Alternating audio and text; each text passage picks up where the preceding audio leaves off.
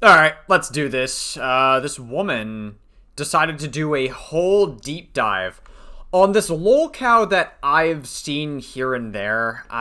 There's this person named Firebat, trans Firebat. Tons of people have been, oh, I don't want to say tons of people, but it's definitely been a story that's been picking up a lot, and it's picked up enough to the point where someone did like a whole deep dive on them. I'm gonna be real, I put off talking about Firebat. I've considered it here and there over the couple of weeks, thinking about, maybe this is good content. But the reason I put it off for so long is because it just seemed like lolcow adjacent content, and I'm not so crazy about lolcow content too much. Not like lolcow as in like iDubbbz tier lolcow. I'm talking like mainly like Daniel Larson, Joshua Block, like people that have like intellectual and developmental disabilities. Firebat strikes me as somebody with an intellectual and developmental disability. Now, that's not to say that I'm endorsing anything that they do or any, like, that's not me saying that they're a good person, but I do have a lot of distaste for a lot of the lolcow harassment networks that talk about these individuals. Most recently, people tried doing it with Fibs as well, and, like, these people are very, very disingenuous. They're also not good people either for, like, trying to harass the shit out of these lolcows. It feels strange to do, but I don't know. There is a deep dive on Firebat. Clearly, there was a lot of people that did tell me that I should talk about this. There were also people recommending to other people that they should talk about this. So yeah, we're finally gonna sit down. We're gonna educate ourselves on the entirety of the Firebat situation. We are gonna watch this on 1.25 times speed just because this is a pretty long watch. This is like nearly 2 hours worth of content, so strap in, folks. Also, there is a lot of anime in your background, girly pop. Lots and lots of anime. Holy shit. Hi guys, how are you doing today? I hope you're all doing very well. So, I know I stated a few months ago that I was completely done with lolcow content, and I've been good at maintaining that. And I'm not shifting back to doing lolcow content, okay? I'm not going back on that. I certainly hope not. Like I said, I'm personally not a fan of lolcow content for the most part, just because, like, I mean, I did a video on Daniel Larson, like, way back when. I think it was in July, but mainly it was because Turkey Tom did, like, a deep dive on Daniel Larson, so I was like, okay, this seems kind of interesting. I'll watch Turkey Tom's video on Daniel Larson, because, I mean, like, even though Daniel Larson has an intellectual and developmental disability, I still don't think Daniel Larson's a good person. You know, it's just weird because, like, a lot of these, like, lolcow harassment networks try to, like, integrate themselves in their life to try to, like, basically ruin their life and farm them for content. It's so strange. It's a very weird terminally online side of a community. But today, I am making an exception because there is an individual who came on my radar recently known as Firebat. And as soon as Trans Firebat, to my understanding, I learned about this individual, I felt compelled to talk about it. Okay, well, it must be pretty bad enough for you to talk about it, I guess. Look, I have seen a lot of lolcows in my day, but I haven't seen anything quite like this in a very long time. She is being dubbed by many creators as the Chris Chan 2.0. Oh, yeah, okay. And that is not an exaggeration. That is not a Also, yeah, it's a she, right, yeah, because they're trans, yep. Representation. She is, in fact, the Chris Chan 2.0. And she is... I guess both literally, because Chris Chan was Christina Shan, I believe, as well. So I guess the duality between the two, we're off to a strong start there. Dangerous. She is a self-admitted rapist and abuser. Oh. Well, that's... Alright, we're starting strong right from the gate, I guess. She is racist, homophobic, transphobic, and so much more. I'm gonna be honest with... Wait. Wait. You're telling me that they're a pick-me trans person that's transphobic? How is that even possible? This is an individual who is absolutely... I guess if you have an intellectual and developmental disability, it's possible. Sorry, that's... No. I love people in the IDD community. A threat to society. And while everyone is talking about yeah, I'm gonna be real with you. Like, racism, transphobia, and homophobia, like, that's all bad stuff, and, like, I'm not saying that those don't matter. But if they are a rapist and they are admitted to being a rapist and a threat to society, I'm gonna be a little bit more concerned about those allegations. and Tyler Catastrophe, this person has been sliding under the radar for the last 2 months, and I think this needs to be talked about. And she is about to have a child. This is someone that we all need to be aware of. This is someone that we need to continue documenting and A-logging until they are eventually brought down. They will continue. Okay, well, I mean, yeah, I don't know. Like, there's a lot of preparing information in this video, so we'll see how bad it really gets. Continue to hurt people, and I am deeply afraid that they will hurt their child. This person first came on my radar when I watched Repsion's recent video on her, and after that I went... Oh yeah, I did see Repsion was talking about this. Yeah, that's one of the people that was finally bringing this to light, I guess. Head first. I immersed myself in the rabbit hole, consuming as much Firebat content as I could find. I'm oh, jeez. talking tens of hours of Firebat content. That's... okay, girl. I don't know. Maybe you might want to try the outdoors. That's helped me a lot. I feel like you trying the outdoors could also help you a lot. I don't know. I'm not that invested in lolcow content. Like, I'll watch maybe, like, one video or something. I'll look into something via one video. I don't know. I'm not that invested in drama. I am literally sitting here on hour 15 of today filming this video. I can't stop going down this rabbit hole. Content warnings for literally everything ever. Like, every single thing that you can think of, you need a content warning for in this deep dive. This is, is a cesspool of insanity and depravity. There will thankfully be bits of... How do, like, if what you're saying is true, like, how do human beings find themselves in, like, a cesspool of depravity, like, over and over again? That I don't understand. Like, how do you keep constantly ending up in, like, the most degenerate side of the internet imaginable? Comic relief throughout this, as this person is a lolcow, and that naturally comes with the territory, but do heed my content warning. And I also want to say that this person deletes their content and channels constantly. So okay. Pretty much all of the evidence I am using today is from other creators who have documented and A-logged this for the past few months. Most notably a creator named Femios, but also other creators such as Goddammit Malcolm, Purple Perry. Uh-oh, Purple Perry Gaming! The Trough, and... That's my #1 snarker. Look at him. He's handsome. And Repsia. We love Purple Perry Gaming on this channel, guys, okay? Don't ever talk shit about my goat. Thank you to every single one of these creators who have continued to talk about this. Without them, I would not have been able to make this video at all. And I don't know. I think, like, the basis of my exposure to Purple Perry Gaming's, I guess, coverage on Firebat was when I think he, like... what was it? I'm trying to remember. I think it was, like, a debate. Wait, no, he called in on Firebat's show, and I think Firebat said, like, the N-word or something, because they also used other slurs, and, like... I don't know, man. It's at a certain point. I think Perry was like trying to farm them saying the N-word, and it's like a little bit like kind of cringe, but at the same time, it doesn't seem like Firebat's a particularly good person either. So it's not like I'm gonna sit here and pity Firebat for it either. I also want to give a special thank you to a creator named Frankie Tavern. Frankie also did her own 2-part deep dive series, and it was especially helpful as it is a timeline-based deep dive series. And if you've seen my videos, you know that I also do timeline-based deep dives. So, well, I've never seen a fucking video of you for the life of me. So this is the first exposure to her, and you got a lot of anime in your background. And this is the kind of woman that Tectone would like, and hopefully she stays away from Tectone because, well, as you all know, Tectone's a rapist. This resource was especially helpful for building a timeline on this person. I will be including links to all of my sources in the description box, so please go check out every single one of these creators' content and coverage, especially Frankie, who, in my opinion, has criminally low views on her deep dives. Please go watch them. And with all of that said...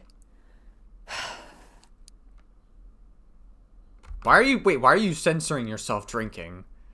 Like, whatever you're drinking surely can't be that bad, right? Unless it's like a fucking Yandere Dev, like, cum chalice or something. Like, I'm surely whatever you're drinking is not that bad. Why are you censoring yourself? Let's get started. Alright, good stuff. Firebat is a 29-year-old YouTube creator who has... oh, wait. I actually don't know how many subs she has because she deletes and makes new YouTube accounts literally every day. That's not an every day exaggeration, but the most recent account she has made as of me filming this was called Violet Hannah 2026. Violet Rose Hannah 2026.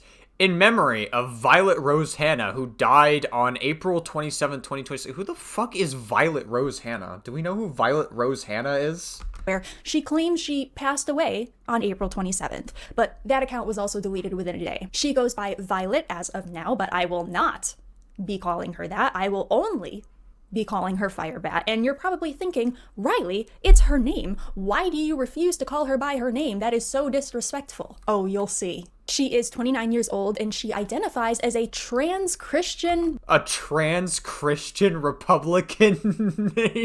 Wait, those two things, how do those two things exist? This is what I'm talking about, right?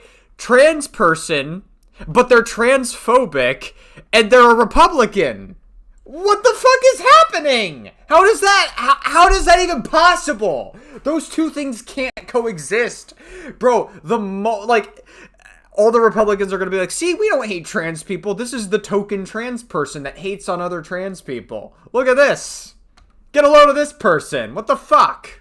Republican, not clickbait. And she resides in a studio. Bro, that was a weird moment to fucking pause. Jesus Christ, dude. That was, oh my God. But the moment you are transphobic to every possible person you could see, and the moment it's convenient, Republicans are going to turn around and be transphobic to you. Apartment with her pregnant wife, Tanya, which she pays $1,700 a month for. Hold on. Let's replay that. A trans Christian Republican, not clickbait. And she resides in a studio apartment with her pregnant wife, Tanya, which she pays $1,700 a month for. Well, actually, somehow that's better than a lot of apartments here in New York. She doesn't pay for the studio, Tanya does, but more on that later. Her content mostly centers around her. So how the fuck does Firebat convince Tanya to stay in the apartment, or in the same apartment? Live streaming and vlogging herself 24/7. But aside from that, she also makes gaming and Minecraft content and even occasional cooking content. She claims to have PTSD. Try to put myself in positions where I'm not going to do this because you can't control a PTSD response. And comes from a religion. Can't control a PTSD response. What do they have PTSD for? They might have PTSD, but what do they have it for? This upbringing. It's alleged that she suffered from abuse at the hands of her mother, and she also told a previous partner that she suffered from bullying at school and that her home life was not very good. Okay, so this sounds like a lot of the hallmarks that Daniel Larson had. So yeah, they are checking the boxes for lolcows. Daniel Larson also had a very abusive mother, to my understanding, and not a great relationship to his mother, and that's also a huge part of the reason as to why Daniel Larson is now homeless and dining and dashing everywhere, or was, because he's arrested now, and I think he should stay arrested because Daniel Larson is also a threat to society. Firebat might be as well, depending on whatever the circumstances are in this video. Seem pretty bad based on what this creator's saying. He has foster parents and multiple foster siblings as well. I guess you asked a fair few questions. So I got some other ones I don't think came up yet. So one of my first ones on this was Firebat. I know they mainly homeschooled, but I think you said they went for college or high school for a year or two. Were they bullied at school? Firebat? Yeah. I didn't go to school with them. He said he was. Oh, sorry. Yeah. He said he was. He got called names and stuff, but I'm not sure how far it went. I mean, that makes sense that Firebat was bullied in school. That seems to check out. Unfortunately, a lot of people with disabilities are bullied in school for any number of reasons. I mean, yeah, no shit, they have a disability. They're an easy target. What, you expect them to defend themselves? Fair enough. And in terms of... Just sucks. It is what it is. His adopted family, I mean, how was their home life in general? Did they get along, or has he not been so transparent about that? So I've heard from the siblings that the foster family was not good, but I spent a lot of time with them, and Unfortunately, it's not really much better with a lot of these lolcow harassment networks that go after lolcows and just try to farm as much content off of them as possible and troll the shit out of them. We see it with Daniel Larson and Joshua Block, and I imagine Firebat's probably not that much different. Absolutely adored them, and they all seemed to get along pretty well. I thought they were a great family. I miss that family. I wish I could get that family, not him. Fair enough. Okay, fair enough. So then, is there anyone do you think that's had a major influence over his life that has led him to be this way, or is he just they come to this conclusion by themselves? I mean, you could assume that it's related to the abuse from his mother. It could just be the way he is. So the little bit that you guys know about me or don't know about me, my biological father was a drug addict and an alcoholic, as well as a narcotic person.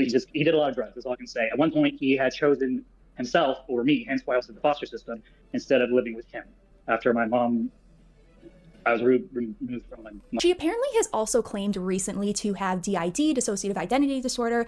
I have yet to find. I don't know, man. A lot of this could be like.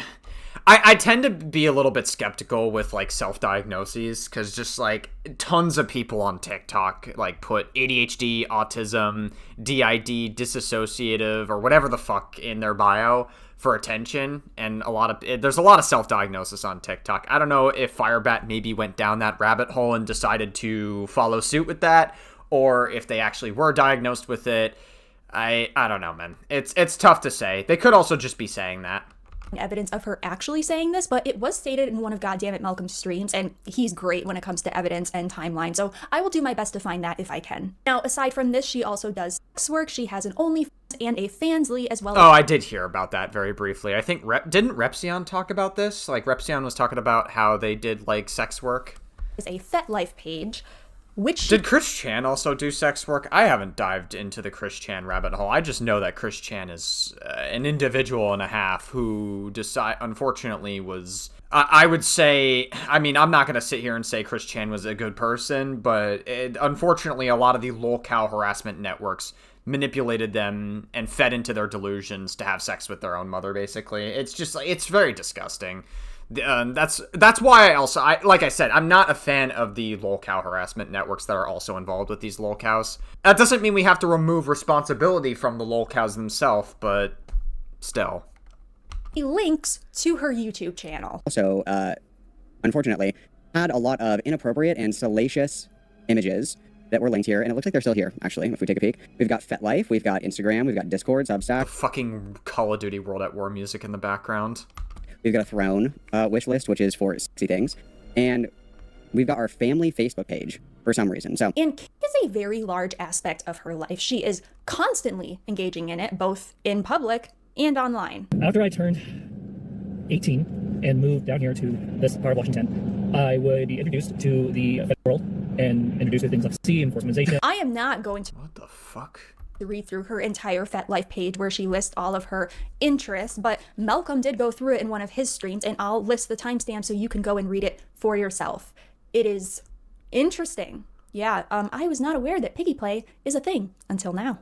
One of the more concerning interests, which I will be using interest in place of words such as kink and fetishes for monetization purposes, so I don't have to keep constantly censoring myself. Okay, fair enough, I guess. Is her interest in Violet from Willy Wonka. Yeah. Do we know how old Violet is from Willy Wonka? I guess, are you about to say it? Yes. The child. The child. Okay, how old are they? From Willy Wonka. In the Chocolate Factory. I haven't seen that movie in fucking ages. I know there's a lot of kids in that movie, though, so it's probably not good. The thing for being inflated, but very specifically, more specifically, being inflated like Violet from Willy Wonka. And we do, unfortunately, have evidence of this in one of her FetLife edits that she made of herself. Stage 3 of Blueberry Transformation. Someone please help me. I'm swelling up. What the heck? Jesus, what the fuck is happening? Why am I so... Bro, I guess if you look close enough, it kind of looks like Purple Perry Gaming from a distance with the glasses. Bro, Purple Perry Gaming decided to put on a fucking dress and inflate the shit out of himself and make him blue. Blue... Inflation... No, I'm not cooking. Blue something gaming. I don't know. Big and blue. And Blue Belly Gaming. There you go. Because of the inflation. How old is Violet from, fucking Willy Wonka? Violet is 10 years old, according to the, original Willy Wonka adaptation. Oh, jeez. Oh, boy. Yeah, Firebat, that's tough. That's a tough one. Having a thing for a 10-year-old is, yeah, that's rough. Do I hear something sloshing inside of me? We also have more. Mr. Wonka, I'm starting to feel really full and tight. What's happening to me, sir? What the fuck is happening? Why do I feel like I'm swelling? And then this one, this is absolutely diabolical. Am I, better off knowing about the Firebat rabbit hole, or do we just clock out now? Do we just, clock out and abandon all hope thee who enter further, or whatever fucking Dante's Inferno quote it is? Do we clock out, guys? What do we think? This is diabolical. I mean, we're already here now, so we gotta see through till the end of it. drinking butter while God, drinking butter. egging myself. Now, listen. I've indulged in eating, when I was a kid, I'll say, I've indulged in eating sticks of butter as I've had a long, I guess, half an hour vomiting in front of the toilet afterwards, so learned very real and quick that you shouldn't do that. But this is... Why even, like, post something like this? Like, what do you hope to get out of it? While I mean, again, clearly, like, we have to remind ourselves, they have an intellectual and developmental disability, so they probably, the way they view the world is not going to be how we view the world. Obviously, like, whatever attractions they have to kids and whatever stuff that they do, it doesn't excuse it, but you kind of just have to take a different approach to it. Based on everything that I'm seeing so far, Firebat definitely is a concerning individual. listening to this song called Oompa Loompa from Violet. Haha, it's such a turn on. Haha, I wish I was a round big blueberry, lol. And this is actually where the name Violet comes from, which is why I won't be saying it. I will not fuel your disgusting fetishization of a child. And here are some examples of Yeah, Violet is 10 years old. I just looked it up. her engaging in her interests out in public. What my church doesn't know is I may be dressed as a man on the outside, but on the inside I'm dressed like a good girl while also in chastity and has a plug in. Hee hee hee.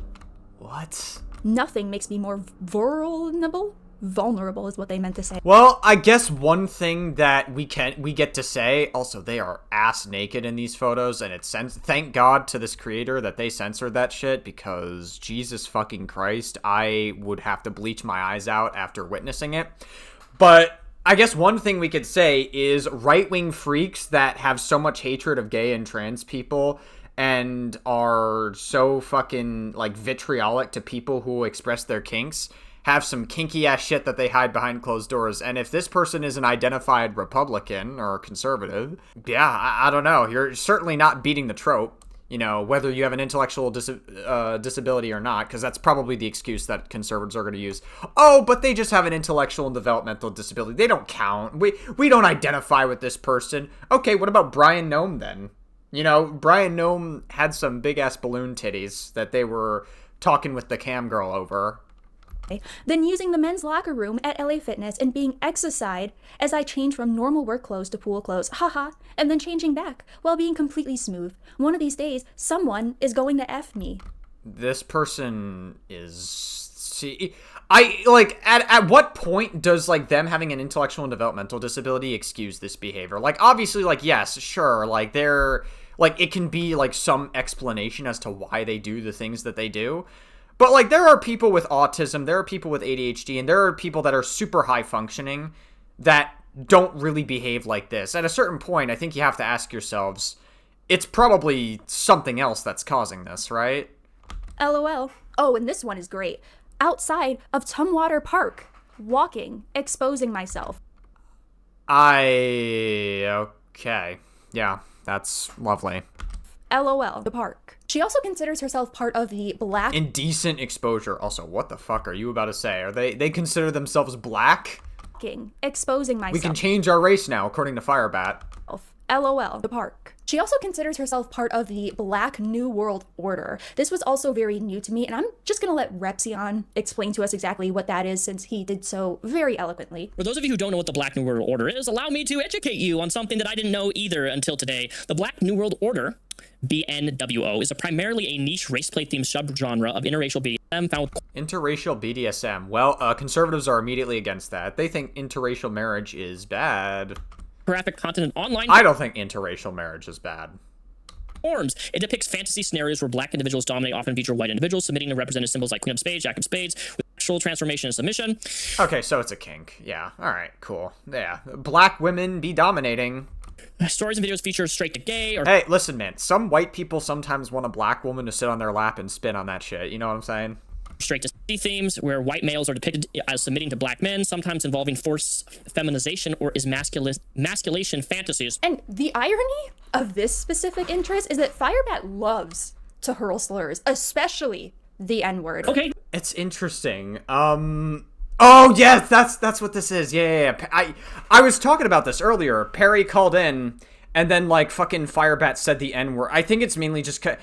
To my understanding, maybe she's going to play the full context, but to my understanding, I think Perry was saying that, like, they used another slur towards Japanese people, and Perry was, like, saying, hey, if you're going to use slurs to Japanese people, go say the N-word then. Which, I'm just going to be real with you, it sounded like Perry was trying to bait Firebat into saying the N-word. But it worked, so I guess whose fault is it really in the end? And we'll also talk about that. Oh, okay. Loves to hurl slurs, especially the N-word. Okay. And we'll also Wow. talk about that more later on. She has also admitted to pleasuring herself using the water jets at the gym, pool / hot tub. All right. Well, if Firebat is at your local gym, you might want to put every single object in a... You're going to have to install, like, contamination chambers for every single object that's at the gym, because fuck me, dude. Additionally, we have this too. Changes the name a lot. Hot tub screwing. So I usually like to Wonder if the CDC will discover a new disease as a result of Firebat's antics. use my fingers to screw Listen, if the CDC can discover a new disease from Asmongold's rotten filth, then they could discover a new disease from Firebat at this rate, right? myself, but I discovered that I love putting putting my cat near the hot tub jets and letting it woo me. Okay. And fill me up like a water balloon, or, you know, just a blueberry, lol. Anyone who discovered that today, lol, now just actually... Look. What is happening? Wait, aren't they a male at birth? I doubt that Listen, if Firebat can barely afford to pay rent for their apartment, how the fuck can they afford to transition into being a woman, or also just, like, afford any, like, gender-affirming care of any sorts? How is it possible that they put, like, a pussy over to, like, the blowing bubble thingies in, like, the hot tub or whatever? How is that even possible? I've gotten in trouble online for criticizing people's interests, so I'm gonna leave that where it's at. But what? I mean, like, I don't kink shame either, but, like, some of this shit, like, with the whole fucking being interested in a 10-year-old is, like, certainly, it's just degenerate as fuck. I will say is that nobody else consented to participate in these interests, okay? Not the people at the park, at the gym, at the hot tub. Well, granted, nobody was, like, watching them anyways, so it wouldn't really... I don't think it's a matter of consent from them taking these photos in particular. I think a bigger, I guess, concern, I would say, is this, like, a form... Could it result in a form of indecent exposure if they keep doing this again and again, maybe? In the house of the Lord, they did not consent. I mean, yeah, but, like, no one's looking at them doing it, so... Again, I understand that there's concerns about precedents that this could set, and I understand that, you know, Firebat definitely is someone you should watch over, but I don't really know if that's, like, part of the equation. Girly Pop? A former Catholic, I am appalled. I don't even believe in God anymore, and I feel like I need to pray. Oh. You need to go to confession right now and confess your sins. And Can't relate. I'm an atheist. Also, I'm not particularly a fan of organized religion. That's not a dig on anybody that believes in religion, Catholicism, Christianity, or whatever. Like, listen, if you believe in God and you don't use it to justify doing really gross things, like, believing in God can be a beautiful thing. I think what really is, I guess, funny to me more than anything else is they'll look at Firebat's interest in the 10-year-old and they probably wouldn't give a shit. They probably would look at that and go, hey, listen, as long as she looks mature for her age, like, that's totally fine, because unfortunately in a lot of religious circles, pedophilia is justified and accepted. I mean, just look at Donald Trump and MAGA. say 500 Hail Marys and 200 Our Fathers. Okay, listen up. Quick side note, because I know the people who like to wear plugs in public are going to be in my comments crying and whining and pissing their pants about, oh my god, who is it hurting if I'm... Yeah, Perry, this one's for you. You like to wear butt plugs in public. Listen to this one. ...wearing a plug and no one knows, whatever. Listen up, okay? I really, like, it's none of my business, quite frankly, if you're someone who, like, goes out in public with a plug and, like, you don't tell anyone. Like, I'm obviously not going out in public with a magnifying glass. Whatever, who gives a shit? Like, who cares? Okay, they wear a butt plug. All right, cool, whatever. It doesn't affect me. I don't care. Inspecting everyone's pants to make sure they're not wearing... I don't think this side note was necessary. You could have just, like, kept going in the video. Like, who cares if people complain about it? Like, who gives a fuck? Plug. Okay, that's not what I'm saying. Do I think it's weird? I do. Like, I'm gonna be so honest. In my opinion, I think it's weird that you get off in public, going to spaces where there's like children and families?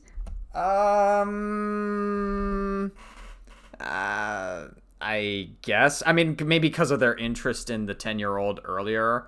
I guess it's concerning that the churches would have children and they're doing. I mean, I guess. I don't know. Doesn't seem like the strongest example. I gotta be honest with you. With a plug-in, like getting off to that. Do I think it's weird? I do, in my opinion. But I'm obviously, like, if you're not going around, like, saying it, it's none of my business. I don't really, like... I mean, like, granted, everything I've seen up until this point is definitely, like, there's some concerning stuff here for sure. I'm not saying that, like, Firebat is a fucking innocent individual by any stretch of the imagination. I just think that, like, this... some of the parts in this section of the video is a little bit pearl clutchy. Whatever. What you don't know won't hurt you, okay? That said, if you come online and you say that with your whole chest, bragging about going to the gym and going to church in chastity with a plug, yeah, I'm gonna laugh at you. Like, I really don't know what you want me to say. Like, if you say that with your whole chest online and you're bragging about it, people are gonna have something to say about it. I'm sorry, but people are gonna laugh at you. People are gonna judge you. Like, if you don't want people to judge you or, like, give their opinions, maybe don't put it online so boastfully. So I just wanted to say that because, like I said, I know people are going to be offended in my comments because anytime I have anything to say about, there's always people whining and getting their pants about it. And yeah, I'm sorry, like, I'm generally pretty progressive, but I will say one of the less progressive aspects of me is that I do kind of shame a bit. I do. Like, drinking butter, that's funny as fuck. Like, what do you want me to say? That's hilarious. Like, if you don't want... Drinking butter is fucking weird to me. Because, like, you're fucking yourself over by, like, drinking a whole thing of butter. And, like, listen, I learned that lesson as a kid a long time ago. So, the fact that we're still drinking butter, I don't know. It's just so... It's disgusting. It's, like, yeah, it's disgusting. I don't even know. Like, that's a... I've never heard that being a kink for anybody. I guess maybe they get off to vomiting. Maybe that's what it comes down to. I don't know. Maybe I'm reading too deep into that one. People to judge your interests, don't put them online. Don't. It's that simple. It's really that simple. It's pretty much impossible to keep up with how many jobs she's actually had, but she doesn't tend to keep them for more than about 2 to 3 weeks. We know that she worked a tech computer job at one point. She worked at a casino, at a medical warehouse, where she claims she actually first... How the fuck did she even get these jobs to begin with? Met Tanya, her wife. She also worked a maid cleaning job, which is interesting considering one of her FetLife interests is maids. Yeah, I'm surprised she couldn't hold that one down. And she actually got fired from a hospital job. A hospital job. Because, get this, she was exposing herself and self-pleasuring at her job. Ah. Well, damn. At her hospital job. This is somebody who has openly admitted on camera, okay, that one of the reasons they got fired from their job was because they whipped it out and they were actually gooning it at work. This is on the... Repsion, let's be really descriptive here because the description is important. We didn't just whip it out, we were showing whole. Okay? Ah, I see. You have to really understand, like... You know, I suppose at a hospital, you know, showing whole, showing a little bit of the stuff can be a good cure for people. Unfortunately, you have to be hot for it to be a good cure. And I'm not trying to be mean, but, like, I don't particularly think that Firebat's that attractive of an individual. I'm not trying to be mean or anything, but it's like, this is... Sorry. Like, it's not going to be much of a cure in that sense. How severe of a crime against humanity this is? It isn't just like, yo, whip it out, okay? This is like pants around the ankles type. Like, you have...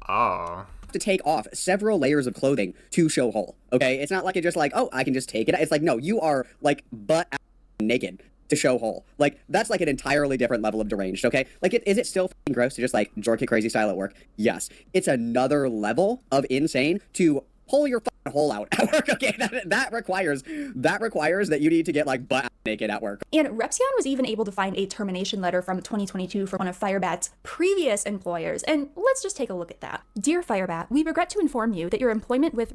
Victor? Oh, Victor is, I guess their birth name? Redacted has been terminated as of May 28th, 2022.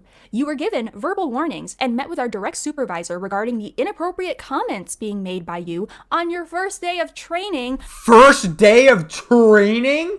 That's fucking... Wait, I'm sorry. Listen, I understand the job market is rough for a lot of people out there, and sometimes, like, things don't work out in regards to the job market. But, like, fucking first day of training, you're already having issues with inappropriate what the? On May 17th, and again on May 23rd. On May 24th, there were no improvements with the inappropriate comments made by you. Please see the document attached. On May 23rd, you refused to complete the jobs assigned to you and your supervisor. Damn, that's insane. You insisted on going home. When asked by your supervisor what should be done with the last house, you stated you will figure it out and could do it. This is considered walking off on the job. When you leave without work being completed, please see the document attached for further details. During your 2 days of training, you were given multiple warnings on inability. This is like one of the worst firing letters I think you could ever receive.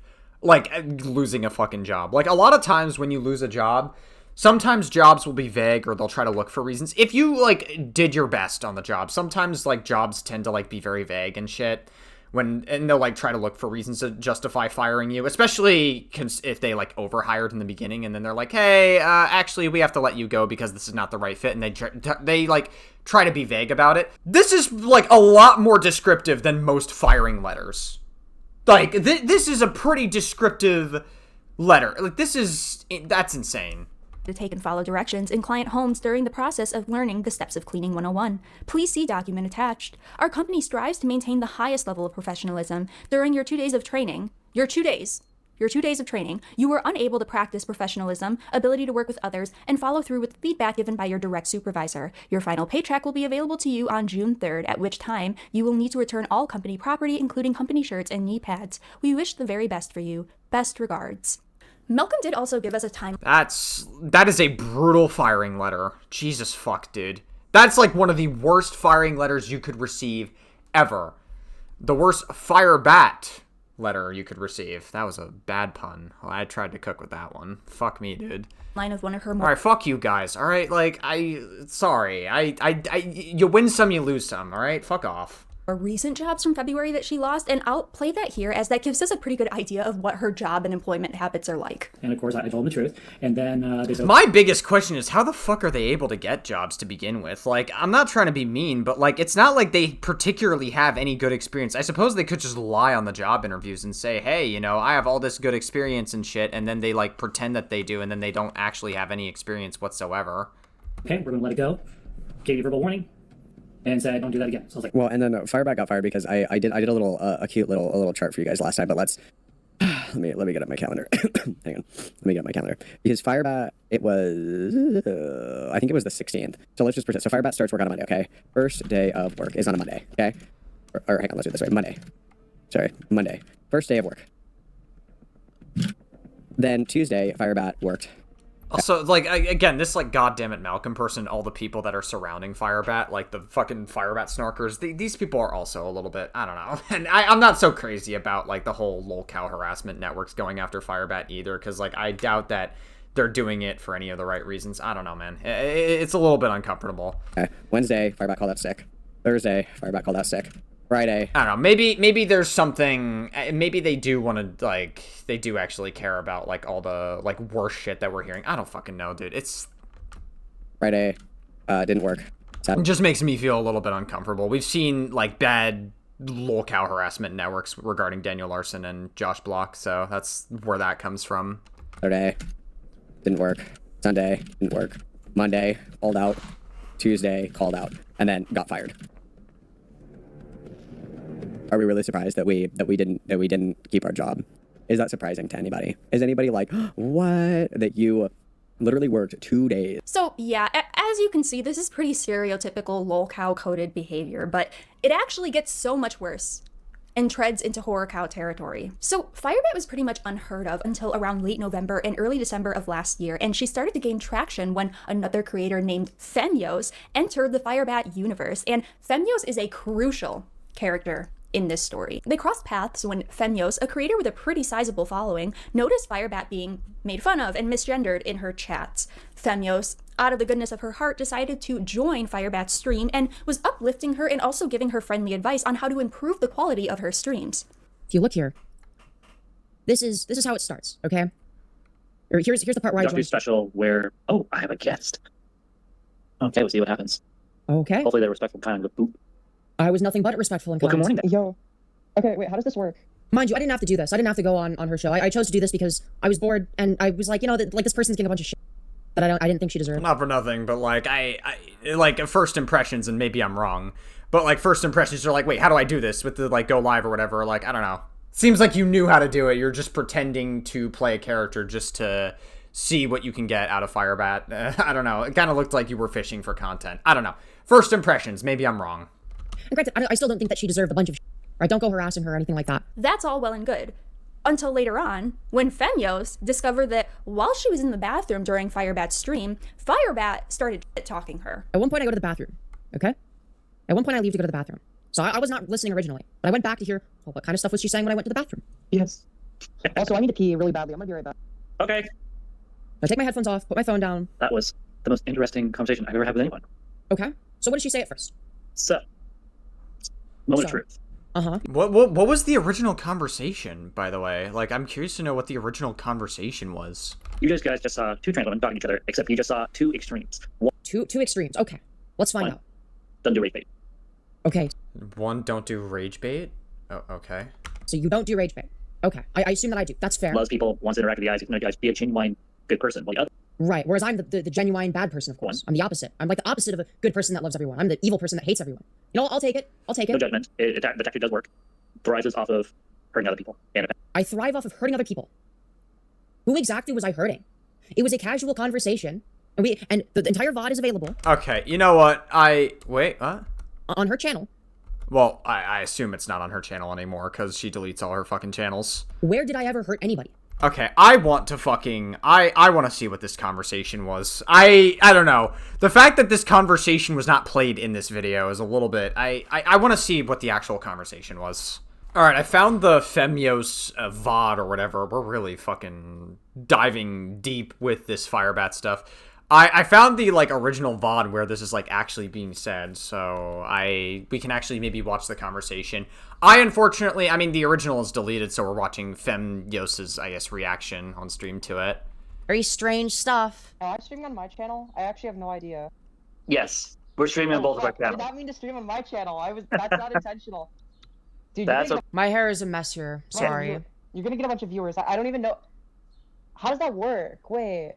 So wait, if I go, let me get on my computer. Wait. Hold on a minute. I didn't. So very casual stream, right? And you'll notice that it sort of goes on like this, okay? At one point I go to the bathroom, okay? Okay, so I guess do you not actually play it? I can't find the original fucking VOD to this, unfortunately. So I really am not going to know what was said here. I really would like to know what was said, because I feel like that is kind of important, but whatever. I guess we're never going to know. The original VOD's deleted. The genuine bad person, of course. I'm the opposite. I'm like the opposite of a good person that loves everyone. I'm the evil person that hates everyone. You know, I'll take it. I'll take it. no judgment. The tactic does work. Thrives off of hurting other people. And I thrive off of hurting other people. Who exactly was I hurting? It was a casual conversation, and the entire VOD is available on her channel. Where did I ever hurt anybody? So again, right off the bat, before she had any reason to say anything like this, immediately throwing shade at me for no reason at all whatsoever. She was accusing her. I don't know, dude. I think, to be honest, I'm gonna be absolutely real with you. I think you went on their live with the intention to try to, like, farm a reaction out of them to some extent. And listen, again, I'm not saying that Firebat's a good person, but I just think that you... like, to pretend like you didn't know what you were doing when you were, like, going on their stream, having a conversation with them, pretending like you didn't know how the doing a joint live stream. Stop it, okay? Like, I could see right through that shit. I know what you're trying to do. Of being narcissistic and full of herself because she was saying that she was going to be a bad bitch after she got facial feminization surgery. I suddenly take enjoyment from hurting others. You know, I'm this, like, you know, I'm this nasty narcissistic. We're gonna get into her calling me that. You know, a narcissist. I don't know about narcissist, but it definitely, like I said, based on what I'm seeing, and again, I haven't seen the contents of your conversation, but it does seem like you were calling in to try to farm them for content to some extent. I'm not gonna sugarcoat it. That's based on what I'm seeing. I'm not gonna sugarcoat it. For no reason, other than me being confident and saying, and granted, it was exaggerated, right? I don't actually think that once I get FFS, I'll be the prettiest human being in the world, right? But it's like, yeah, that's how I'm expressing confidence. Like, yeah, I'm gonna be the prettiest in the world. When I get FFS, I'm gonna be the baddest. Y'all ain't gonna see it coming. Like, that's confidence. That's not narcissism. But the irony of Okay, I mean, I guess that's not narcissism. Fair enough, but still. this allegation is Firebat also admitted that she herself is narcissistic. So with that being said, before we get into the main meat of the content, okay, I just want to make it clear that anytime she calls me a narcissist, it is nothing but pure projection. Now, how do I know that it's nothing but pure projection? Well, at around half an hour in one of her live streams, she even admits that she's a covert narcissist. She goes as far as to admit this. Let's take a gander, shall we? Hey, you are a narcissistic, you aren't masculine. Actually, you're correct, I am a narcissist myself. I'm a covert narcissist, though. Oh, okay. They seem awfully knowledgeable on being a covert narcissist. They felt the need to correct it. Which means I'm self-aware of my narcissism, and I'm always working on it. So Femios did not take too kindly to this, understandably so. She was trying to do a good deed, and Firebat was kind of being... Okay, so again, like with this whole good deed, like again, they went on the stream to try to like farm some level of content off of them and maybe troll them. I don't fucking know, dude. It just seems a little like I maybe I haven't seen it, but it's like I'm not fully sold on that yet. Two-faced, right? And so she made her own live stream calling Firebat out and snarking on her. And this feud was the catalyst for everything that follows in this story, because Femios will go on to A-log, criticize, and document everything Firebat does after this event in multiple 5 to 10 hour long live streams, and this is how we begin to discover... It does feel a little bit strange to be like, hey guys, I'm a covert narcissist. They had to like correct that. Well, like, where did they get that information from? Did they like self-diagnose that? Did they like get that from like a psychiatrist or something? I don't fucking know. The deep, dark... If they can even afford a psychiatrist, they seem to be like super broke. Horrific depths to Firebat. In the second live stream Femios did on December 4th, 2025, we discovered that Firebat really likes poppers. If you don't know what those are, poppers are a group of chemicals that people breathe in, inhale, to get high. These party drugs are typically made with amyl nitrate or a similar substance. People sniff nitrite vapors to get a fast feeling of euphoria or muscle relaxation, often during intercourse. Okay, so she likes poppers. Why does this matter? Well, number one, because she uses them as an excuse for bad behavior, including cheating on her partner Tanya and crashing their car. But also... Okay. Because she posted herself using a child's oxygen mask to inhale them. Okay. Also, is this a fucking Kiwi Farms post? Because she posted herself using a child's... It is. It's a fucking Kiwi Farms post. Oh my god. It's like so... I don't know, man. I get so fucking skeptical of these, like, forums posts. Like, obviously, Firebat is a fucking weird individual, for sure, but it's like... Fucking Kiwi Farms is getting involved? Jesus Christ, dude. I don't know. Oxygen mask to inhale them. OMG, OMG, OMG. So for months, I have been wanting to get one of these, and then bam, there's one being thrown away at work. So what do? I take it. People can use this mask to help improve when doing popper rush, and I love poppers. Unfortunately, I ran out, so unless someone gets me some or use some to manipulate... Oh, they're posting this themselves? Wait, what? Me, LOL. I'll have to wait till late Friday evening, haha. Are they posting this themselves? What forums post is this on? It looked like Kiwi Farms. Is it maybe like on a different forums post? What the fuck is this then? Bam! There's one being thrown away at work. I love poppers. Unfortunately, I ran out, so unless someone gets me some or use some to manipulate me, LOL, I'll have to wait till late Friday evening. Do you have a kink for being manipulated? Haha. It helps me in self-training now. I have a mask to use when doing them now. I need is bow date here. A dom and a fuel machine. Haha. I don't even know. There were way too many grammatical errors in the end of that, but you get the picture. Oh, and we have a couple lovely pictures of her using them. Now it's time for Victor Hannah to sleep. Oh, okay. Incredible picture of Firebat here. Is this, like, thumbnail worthy? Man, it's debatable. Yeah, I think you know what? I think we are going to use this for the thumbnail. I think this is a good thumbnail picture. Yeah. We'll be right back. All right. And let Hannah Berry take over, LOL. I desperately need cock and poppers. Can't you tell? Great. LOL. And the irony of maybe get another hospital job. Maybe they'll offer some cock and hoppers there. this is that it apparently doesn't improve the high. In fact, it actually lessens the effects of it. You take it, people can use this mask to help improve when doing a popper rush, and I love poppers. You don't know what poppers are? I'm not going to explain it to you. It also doesn't improve the poppers rush at all. You're wasting so much of it. You're wasting... This does not create a seal around an adult's face. You're wasting the poppers. You're wasting them. We can't even do... correctly. So in this stream and in another stream with a creator named Mary Chu, Firebat admits to cheating on her wife Tanya. She did this after doing poppers and I'm gonna be so real with you. How does someone like Firebat like get married to begin with? How do you attract a woman? How does someone like Firebat get like multiple jobs and get married? That's what I want to know. Like, how is that even possible for someone like them? She did so in order to— Brother, I'm still, like, fucking struggling with work sometimes in New York City. Get money for both them and the baby. But then after— Maybe there is hope for me, after all. After she cheated on her, she ended up not taking the money due to shame. Purely just, my wife and I tried talking this over and over. I had because I wanted money to take care of us. That's how bad we were. Sorry, you did get the money, though, or did you not? Oh, sorry, I think you said you didn't take the money because of shame. Is that what you said?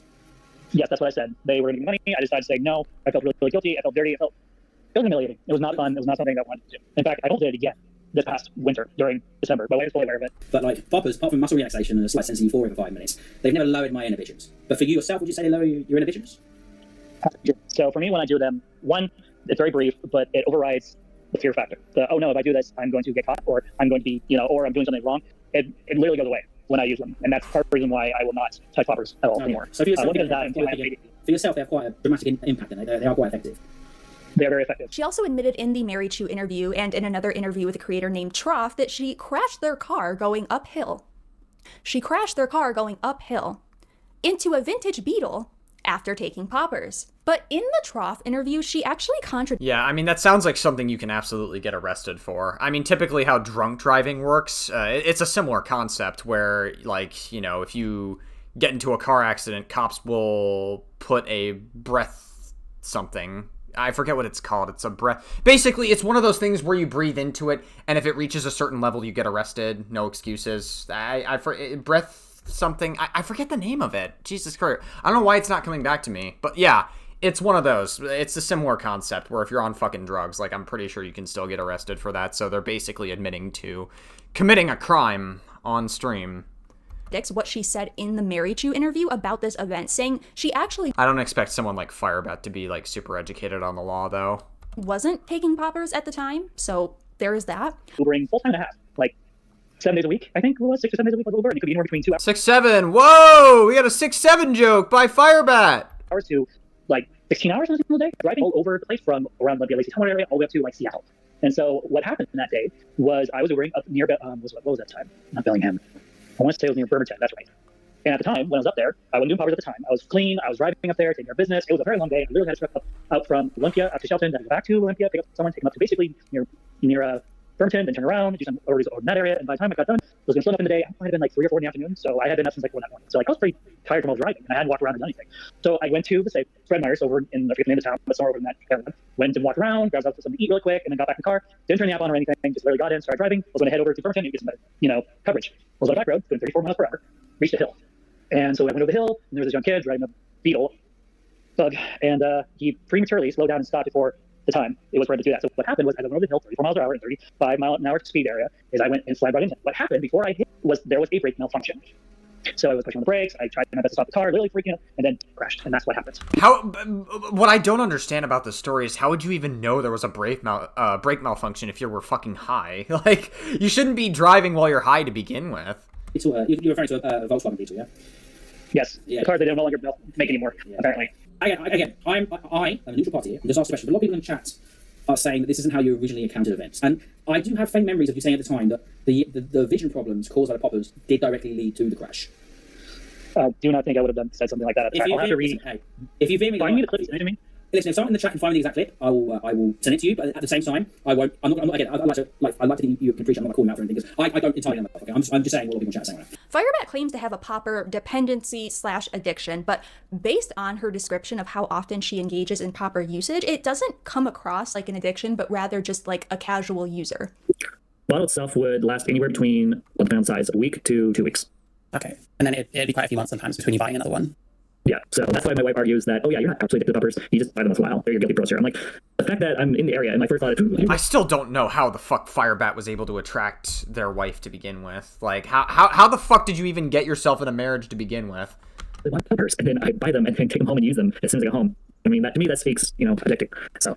Which, you may be thinking, well, why does that distinction matter? And, well, I think if you're blaming bad behavior and destructive choices on your addiction, but you're not actually addicted, it kind of just comes off as an excuse. Yeah, that's, I guess, a reasonable conclusion, sure. It does seem like they are using it as an excuse to, like, crash their car and shit. But, like, again, even with that excuse in mind, you're not supposed to be fucking driving while you're high or drunk anyway. So, like, even with that excuse, it's still, like, what the fuck are you doing? Why are you putting yourself in that position to begin with?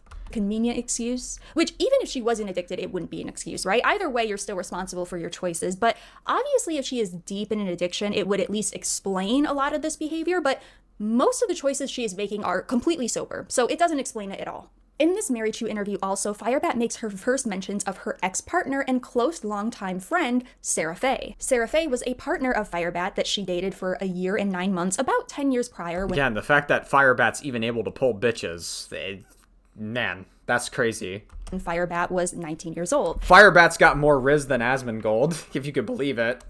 And after their relationship ended, they remained close friends for about a decade, up until very recently. And just listen to the way Firebat talks about Sarah Faye. You had a lot of relationships before your wife?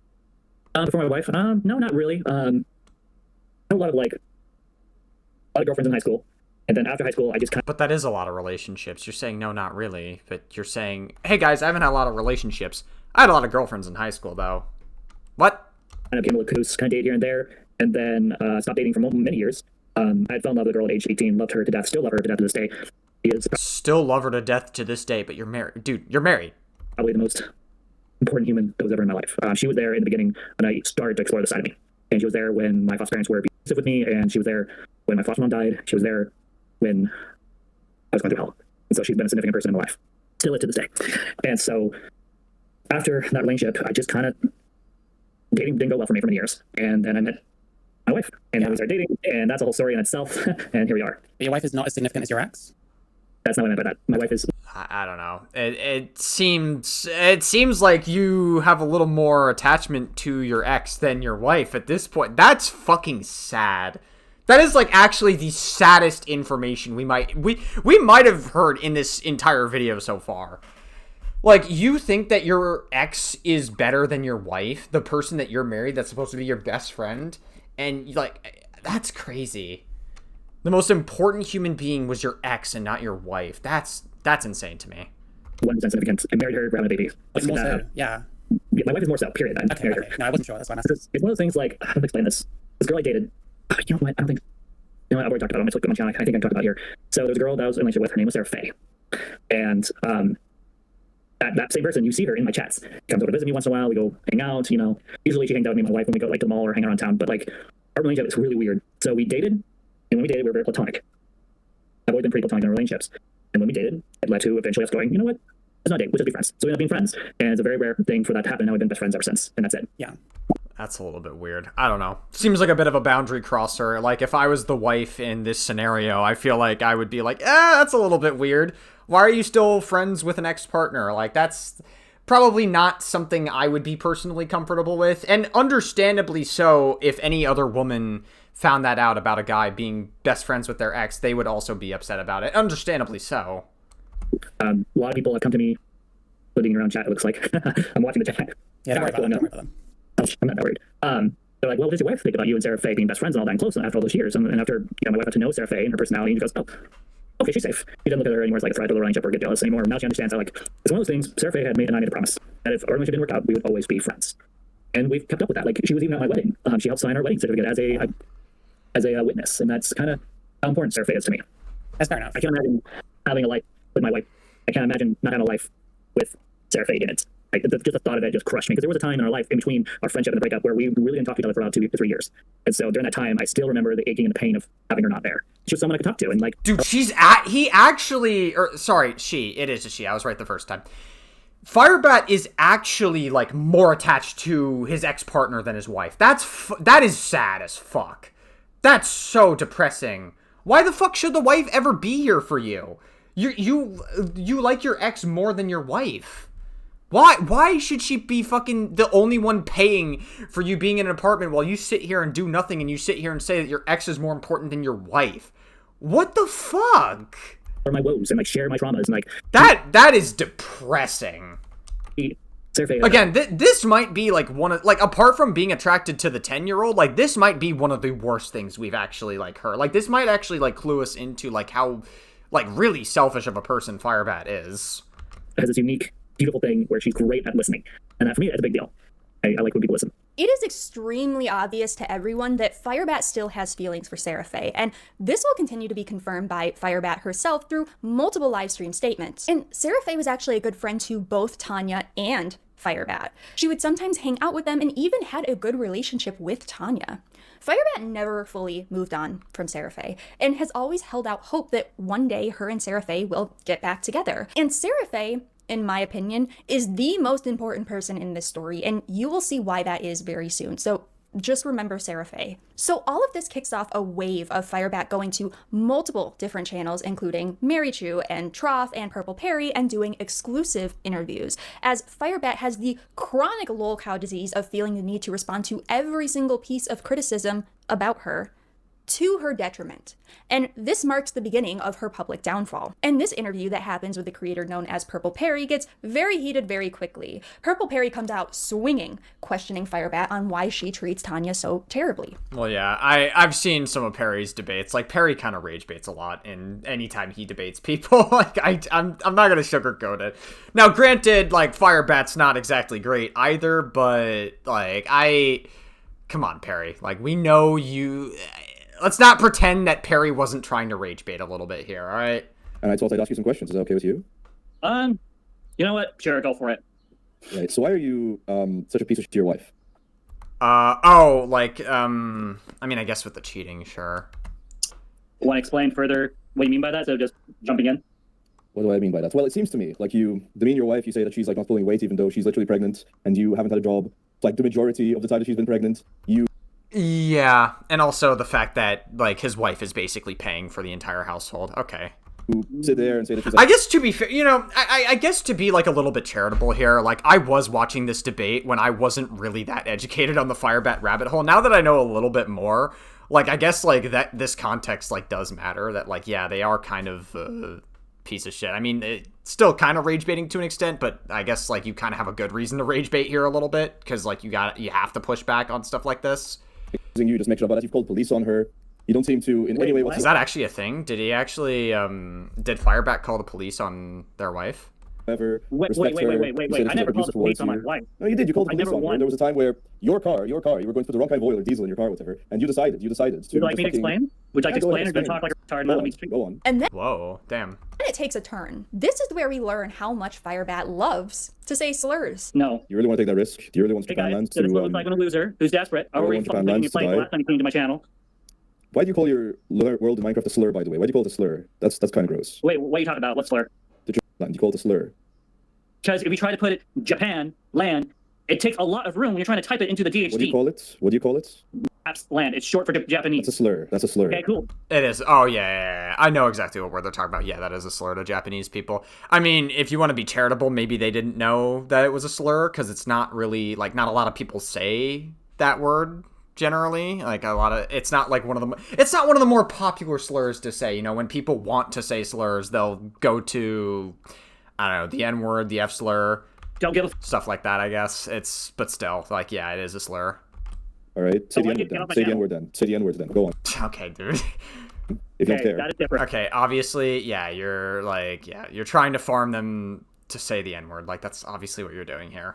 Thanks. Why is it different? It's a slur. I've never met a Japanese person that gets upset when someone says the word. If you say the N word. Have you heard? Okay, their justification's also kind of stupid. What?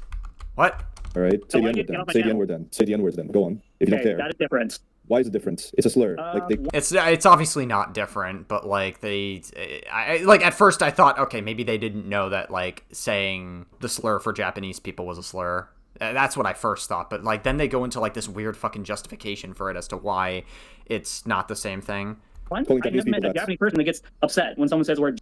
Okay, Jesus Christ. Like, that's okay, yeah, by the way, hey guys, during slavery period, when you called black people the N-word, they didn't get upset at it, because if they got upset at it, or they showed any sign of being upset at it, you would get fucking whipped, dude. Yeah, no shit. The N-word? Yeah, just because somebody doesn't get upset at it doesn't mean it's not a slur. Have you heard Oh my god, that's like probably one of the worst responses you could have given to this. What? of World War II? Get out of you. Have you heard of World War II? Okay, that is history. I moved on from that. And in Most that people have history, as well. I moved on from it. Yeah, we all moved on from World War II, guys. It's okay. Hitler didn't exist, guys. It's okay, guys. The Holocaust didn't happen. You moved on from I watch a lot of Nick Fuentes, guys. World War II? That's where the slur is from. It's because when the Axis power was being fought by the US, they would call Japanese people that. And you've just A decided little to secret for you. continue calling them So that. I got a little secret for you, Purple. I don't care. Damn. All right then. Well, there that is. My Okay, say the channel. N-words. What I Say do the is N-words. my business. Say the N-words. If you don't care about slurs, say the N-words. But you obviously do care, so you should care about the Japanese slur. I know what you're trying to do. What am I trying to do? Not I'm trying to call you a impressive. hypocrite. Not I'm calling you a okay. hypocrite. I'm pointing out your hypocrisy. Okay, cool. Cool. Don't care. All right, well, you should care. You should. No, I shouldn't. Well, because it shows that you're an inconsistent person. Okay, fine. I said it. There, I said it. There, I Okay, said but you it. said that's bad. You said it's bad to say the N-words. It Why are you is- saying it is. There, I said it. That's I have very, to prove my that's very point rude. that I do not care. You think black men Get are on going my to have sex channel, with you saying I'm the tired N-words? of you. To this day, Firebat That's crazy. All right, well, there you go. They obviously didn't care. claims that They just cared that they would get clipped out of context, but then they were like, okay, yep, I said the N-word. Purple Perry humiliated her and made her say these slurs, which is not only ridiculous, but also has proven to be not Well, I mean, obviously, like, Perry was trying to farm them saying the N-word, but the justifications they were using for the slurs was really fucking stupid. Like, I gotta say. true, as Firebat to this day says slurs constantly, completely unprovoked. Like, Interesting, okay. I could throw I mean, they obviously don't care about slurs at all, so...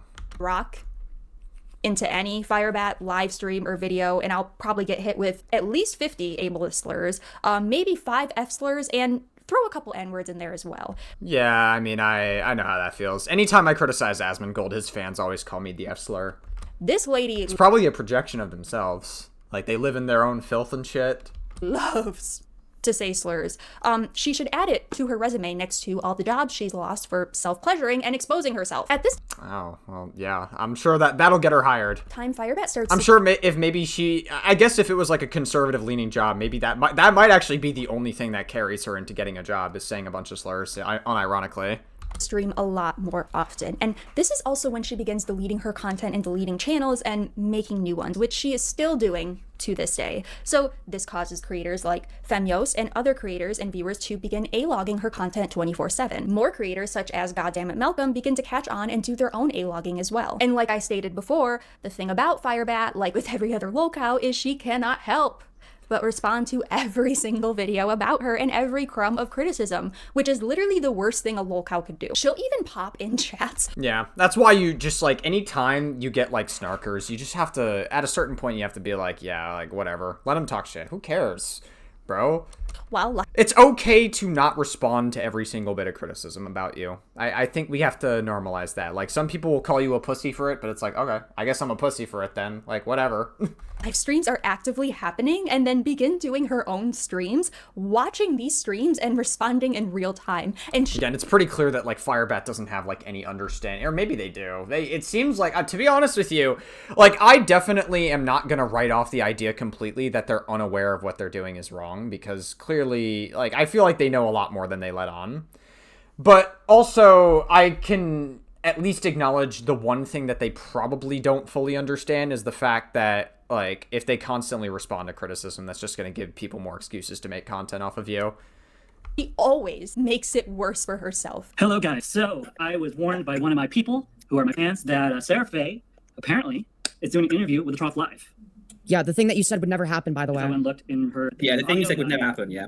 This woman has zero self-preservation. She takes every opportunity she can to completely self-sabotage. I don't know if it's a humiliation thing or what, but she literally cannot help herself.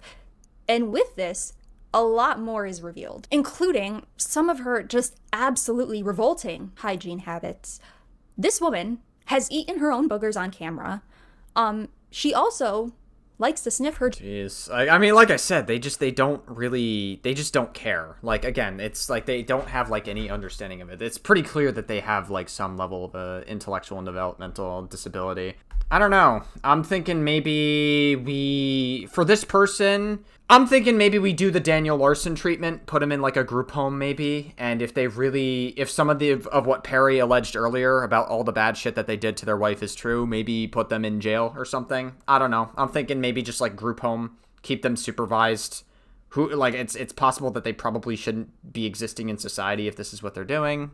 I don't know, man. Genitals. And this other thing I'm not even going to say. I'm just going to play another clip of another creator saying it so I don't have to. Yeah, I know what it is. House broke shower drain resembles a toilet. Not an exaggeration. Yeah, so Tanya is saying that Firebat is not housebroken and mistakes a shower drain for a toilet. So I am told that we're... Oh, so they shit in the fucking shower drain. Bro, that happened... listen, maybe this is TMI. When I was at summer camp in 2nd grade, there was a kid who just took a shit at the shower drain, bro. That shit happened. I was just like, oh... yeah, that shit just happened. I'm like, why not just use the toilets? Are all the stalls taken up? I think it was like before we went like swimming or whatever for summer camp. It was fucking insane. I was like, oh, yeah, that just happened. Awful stomping.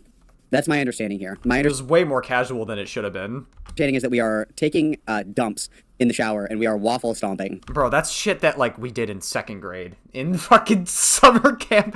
I didn't do that. I was just saying that's like shit that kids would do. You know, no pun intended, of course. Into the drain. That is my understanding. When I learned of this specifically, it actually sent me into a mental crisis. I almost called my therapist because I was about to jump. Every crash out Oh, jeez. Don't do that, I guess. Live stream reveals. I mean, I don't know. Maybe you don't be that attached to stories like this. I don't know. I'm not really that attached to stories like this. I mean, it's disgusting for sure, but I don't know. I'm not really that attached to lolcows. We're just sort of reacting to this for the love of the game and content at this point. Fuck it. More and more, including her abuse towards her wife, Tanya, who she not only very regularly verbally abuses on camera, but has even admitted to punching her and headbutting her. All right, we'll see what we got. Hit's wife. I mean, that's one of the things that Perry alleged in the clip earlier. So, yeah, let's see what we got. And she blames this on her PTSD response that she claims she cannot control. Oh my god, everything has a fucking excuse. One thing that really pisses me off is when, like, people, like, have an excuse for everything. Like, oh, it was the poppers, oh, it was my PTSD, oh, it's this trauma or whatever. Like, listen, I have my own fucking mental health problems as well, dude. I don't want to make it other people's problem just because, like, I'm suffering, you know what I mean? To be the initial aggressor. This is true. That's why I ended up punching her in the arm, or when she's in my face, screaming at me, by the way, that I went and bashed her in the face with my head. So, okay, wow. Oh, is that his wife? Or is that their wife? in the Forgive and You Can Forget, we're supposed to find the dots, connect the dots, and correct the dots, meaning I have to correct the memories and make amends. So, I need you here. What chair? Just to stand. If you can. I can always stand. I got over here, didn't I? Tanya, did I punch you in the arm after a PTSD response? You can. This is time for us to be honest. We're going to heal. We have to do this right. Okay. Am I an abuser? She's Tanya's obviously not going to say that you're an abuser. Like, you're putting her on camera saying, hey, am I an abuser? Am I this? Am I that? She's obviously not going to admit this, like, on camera, like, or else you're going to do some batshit fucking crazy thing to her. It's okay. She's also pulling away as well. You can see she's, like, very uncomfortable. We're in a safe place.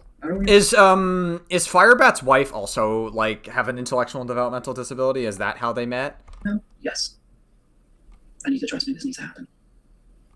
I mean, you can be abusive. I can be abusive. And what happens when I mess up? I would say make a hobby of No. that. Everyone makes mistakes. Everyone messes up. You, fully aware, married me despite knowing what I did to her all those years ago. You have chosen to be with me, despite the fact that I told you you don't want to be with me, because I know that when someone triggers my PTSD, I cannot control my outcomes. So here's... That's fucking crazy, dude. That, like, anything to make excuses. Yeah.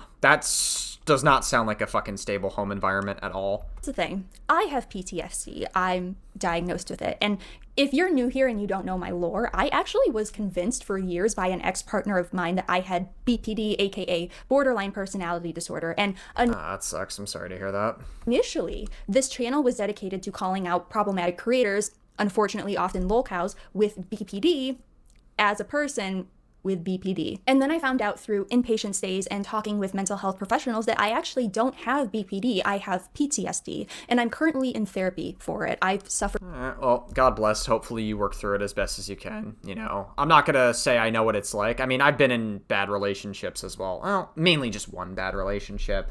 I'm not gonna say I was a saint either. I'm not the best, but it is what it is. You know, shit happens.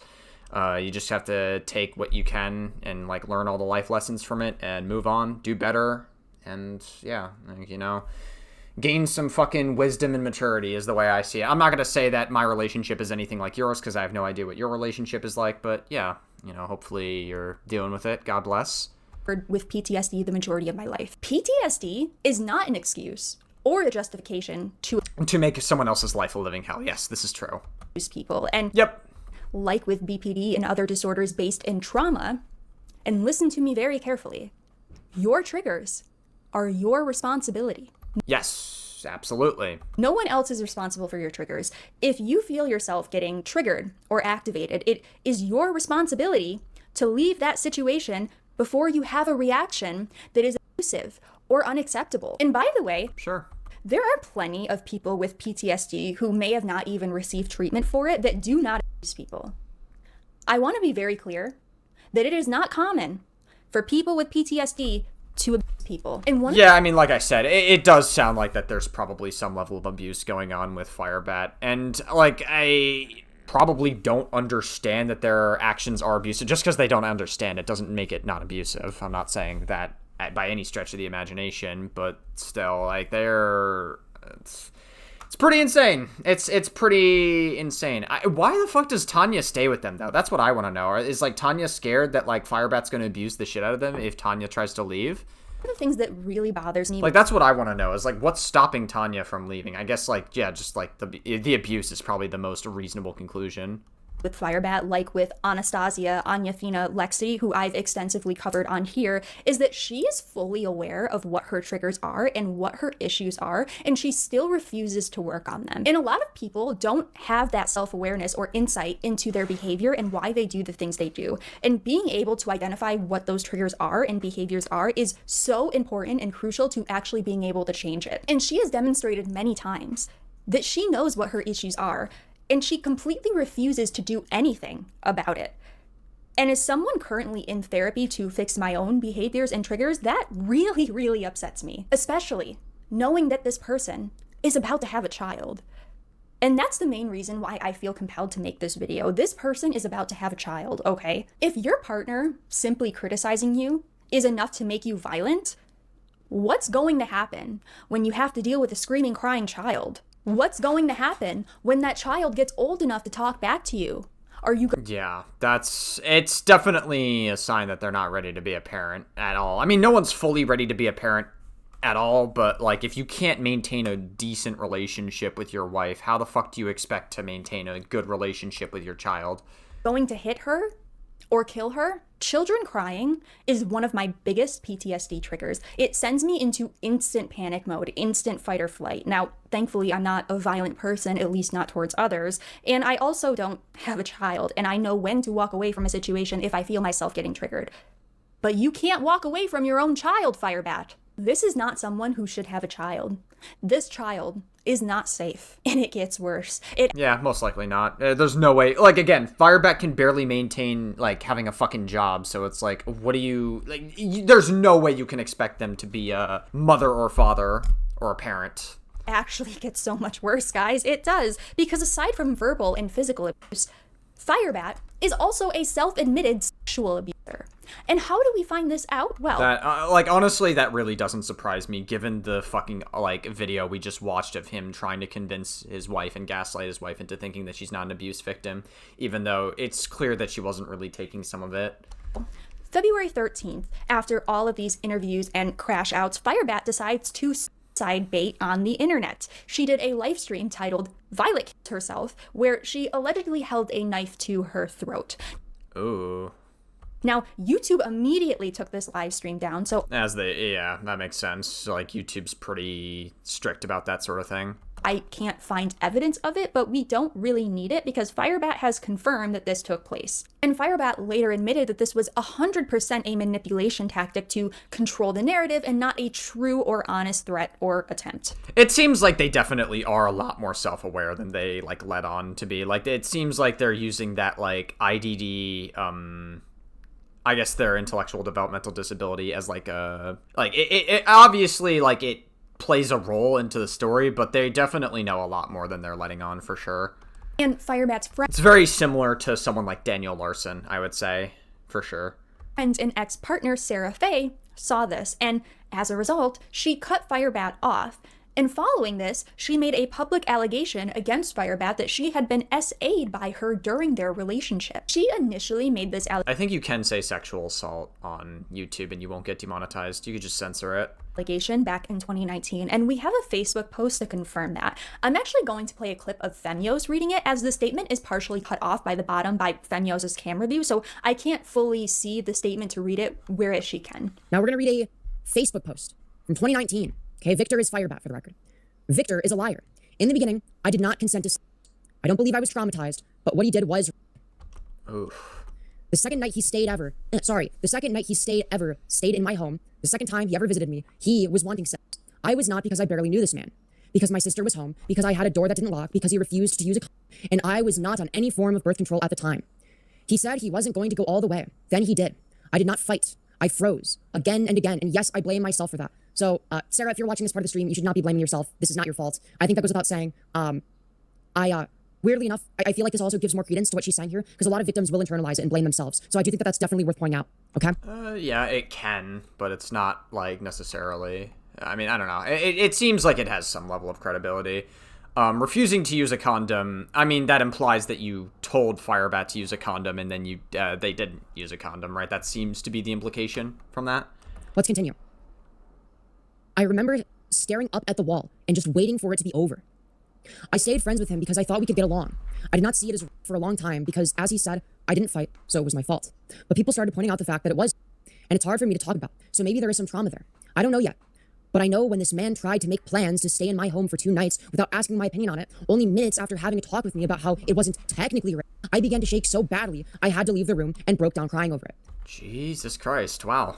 Now, obviously, earlier in the post, she said that she doesn't have trauma. I think that this is trauma. She's describing trauma right now. You gotta be careful, Femios, when you say shit like that. You gotta be very careful assigning trauma onto somebody like that. Like, again, when you go to see a therapist, they're very careful not to overvalidate or undervalidate your feelings. They are very careful to, like, sit you where you are, because, like, if you overvalidate their feelings and say, oh my god, this horrible thing happened to you, you have a trauma, that can be an additional trauma to somebody, and you can unintentionally traumatize somebody when they otherwise didn't have it. It's very important to sit people where they're at, okay? Like, if you want to talk about delicate topics, you need to talk about delicate topics in a very delicate manner. Like, you gotta be very careful. But, yeah, I think that goes without saying. Let's continue. This all started because I was not comfortable with this man staying in my home. Someone who recently stole from his boss, stole from his sister. Then he sends me a ton of messages days later attacking me, partially over the fact that I broke up with him. I never should have dated him in the first place, and trust me, I wasn't stupid. I knew that. But I think he's dangerous, and I always had to wait for the right moment to get out. Yeah, it definitely seems like Firebat is some level of a threat to society, to be honest. I mean, like, what? Abusive to their wife. Very much, like, not seeming to be aware of the boundaries he's, or they're breaking. It's pretty bad. This is definitely bad stuff, for sure. I would say, like I said, what needs to happen to Firebat, personally, is I think Firebat should probably be in, like, a group home setting or something. Either, like, in jail or in, like, a group home setting. A place where they can't really harm anybody else, really. That's the kind of punishment I would say that this warrants. Says that all I want to do is talk about the past. That isn't true. He's the only one that repeatedly talks about the issues we had in the relationship. It's all he ever brings up. The reasons he cheated on me, etc. I don't want to talk about the past. I want to forget the relationship I had with him and every terrible thing he did to me. I don't want to hear about those things anymore. I wanted to remain his friend, but I couldn't do that if he continued to act more like an ex than a friend. Victor, do you remember me shoving your hands away? Do you remember laughing at that? Do you remember me crying during and after? Do you remember telling me not to cry because, quote, then you'd be sad too? Do you remember smearing food in my hair in your because you'd be sad too? Oh my gosh. Pathetic excuse to cheer me up? Do you remember saying that you should get me pregnant so I couldn't leave you?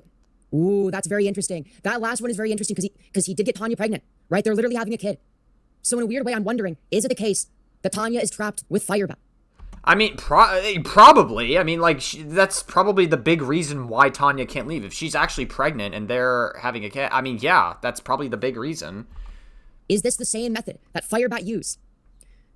You know you remember these things. You still laugh about these things when you speak to me, as if it's some joke. You've admitted these things. I am filed in this town as a victim because of what you did. And Sarah... Okay, well, I mean, if you went to the police about it, that's also another good step and lends credibility to this as well. That within itself is good. Well, not the fact that you're a rape victim, the fact that you filed the police report. Faye then gets invited on Femio's stream to talk about what her relationship with Firebat was like, as well as discuss the SA allegations. Sarah Faye did also later on do an interview with Goddammit Malcolm. I'm going to use clips interchangeably from both of these interviews. She first explains that the reason why she's cutting off Firebat and going public is because of the suicide bait, and even shows us some messages between her and Tanya asking if Firebat is safe, saying she saw the stream of her holding the knife up to her neck. She also shows messages she sent to Firebat, but based on the response, it seems Tanya was reading them and that she was kind of acting as like a mediator between... You know, how the fuck is this gonna affect the child when she's finally ready to give birth? Like, if she's constantly in a state of stress, like, when you're pregnant, hormones are already going fucking crazy. So imagine the constant stress that Tanya is under again and again at, like, the suicide baiting, at the fucking, like, feeling like Firebat's threatening at every moment of the relationship and that you'll get hit and stuff. Like, just imagine that in addition to giving birth to the baby. Like, that's gotta create, like, some sort of complications. I might be reading too deep into it, but, like, seriously, that's gotta, like, affect the pregnancy in some way, shape, or form, right? But we learn a lot from both of these interviews. Sarah Faye explains how they met each other and got into a relationship, and immediately off the bat, it is incredibly concerning. So, how did you and Firebat first meet? He lived... Oh, sorry, I'm gonna say he and Victor because that's what I know him as, and he said that he's better than other trans people because he doesn't care what pronouns people use, so I'm just gonna go with what I'm used to. And interesting. He used to live across this... Yeah, and he used to live across the street from me. He lived with this family that lived across the street from me. Yo. And the kids in that family were friends with my sister, so we just sort of knew each other's households. Okay. And why did you guys start dating? Because he kept asking for 6 months after I said that I would rather just be friends. Oh, okay. So he was a pest, or they were a pest, and they kept bothering you, and eventually they're like, yeah, okay, fine, I'll date. Wow, that's... Yeah, you know you're in a happy relationship when you have to ask somebody for 6 fucking months over and over and over again after they tell you no the first time, because that's definitely a sign that it's going to be a good relationship. So you kept telling him no, you kept... I mean, like, listen, I'm not trying to be an asshole. And, like, listen, I really am not trying to victim blame either. Because, like, again, like, the Sarah Faye person is obviously a victim of Firebat, no question. But, like, also, you have to ask yourself, if Firebat does not care about you in the sense that, like, you know, they don't care when you say no to them into dating them, I mean, it makes you wonder what makes you think that they're going to be any different in the bedroom. I'm just saying, if they can't take no for an answer in dating, they're not going to take no for an answer in the bed either. I'm not victim blaming Sarah Faye, by the way. That's just, like, a point that I feel like that's, like, worthy to talk about with these people, because you just never know. These people clearly do not care about boundaries in the slightest. Rejecting him, and he was continually trying to make things, you know, more than that, if I'm correct. Yeah. Okay. Yeah. And, so eventually you caved in, I presume? You succumbed to peer pressure? Yeah. Okay. We also learned that there was also an instance of physical abuse with Sarah Faye as well, like with Tanya. So we can see that this is a pattern of behavior with Firebat, who... Yeah, seems like it. Often acts like the hitting was just one isolated instance. So, I guess, Firebat did admit to hitting her wife. Is this something that she ever did to you? Was she ever, like, physically abused? Slapped me once, yeah. Never punched. She would slap you. Without consent? You know, I again, like, and I'm not using this as an excuse for Firebat's behavior, but someone being in the intellectual developmental disability, like, community overall, just, like, they are, a lot of these people, especially, like, really high-functioning people like Daniel Larson, a lot of them don't really know their own strength, so sometimes they'll hit a lot harder, or they'll go after, you know, like, again, like, those motherfuckers can be strong, and not because it's just because they have no restraint over themselves, and they don't realize that what they're doing can hurt other people sometimes. That's not an excuse for what Firebat's doing, obviously, but it's just like, I think it goes to show that a lot of times they really, I don't even know if Firebat understands the harm that they're doing to other people. They probably understand it to some extent. They like intuitively understand it, but they don't really like think it's that bad ultimately, which can arguably be worse than like an average person in the IDD community. You're right, yeah. Okay, I just wanted to clarify. So yeah, sure. Okay. And then you mentioned the juvie situation, and I'm familiar with that, where it was like alleged that the foster dad like got in Firebat's face. With you in that instance where Firebat did slap you, what like led up to that? Was it kind of like a slow burn, or did it just happen? What did that look like? It felt like it just happened. We were arguing about the cheating, and he was saying that it didn't mean that he didn't love me, and he was saying that he loved me and he would never leave me. And I said, "You love me for now," and then he slapped me. Okay, so that sounds like it was just kind of like out of the blue.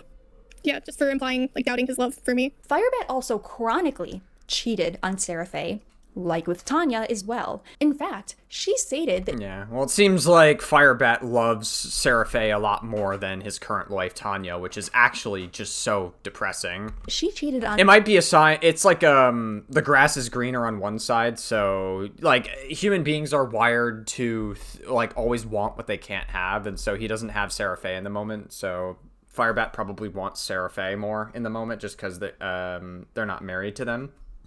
Sarah Faye a whopping 12 times during the course. All right, let's run that back. Cheated on Sarah Faye, like with Tanya as well. In fact, she stated that she cheated on Sarah Faye a whopping 12 times.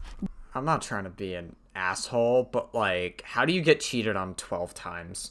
Like, usually the first time is bad enough. Like, second or third time, you're out of the relationship at that point, right? Was Firebat threatening them? During the course of their 1 and 9 month relationship. Was Firebat somebody that cheated on you once, or was it multiple times? It was multiple times. I've never known for sure how many times. I understood that it was 4. Somebody said recently that it was more than 20, is what he said. Jesus. So who knows? So it probably would be around 20. It's more than what they make it out to be, because they were like, oh, you know, like I made a mistake once, you know, my first relationship by cheating on my ex, and then, you know, No, it was more than 4 times. I cheated on Sarah 12 times. You are just comfortable admitting that you cheated on your girlfriend 12 times. The fact that Firebat admitted that so casually, that's crazy. Oh, epic. Then Sarah Faye goes on to... They just admitted it. They admitted it so casually. Like, to me, that's almost worse. Describe the essay in detail. I'm not going to speak for her. I'm just going to let her explain exactly what took place. Share details about him allegedly raping you. Feel free. Okay, you want to start with questions, or am I supposed to just explain?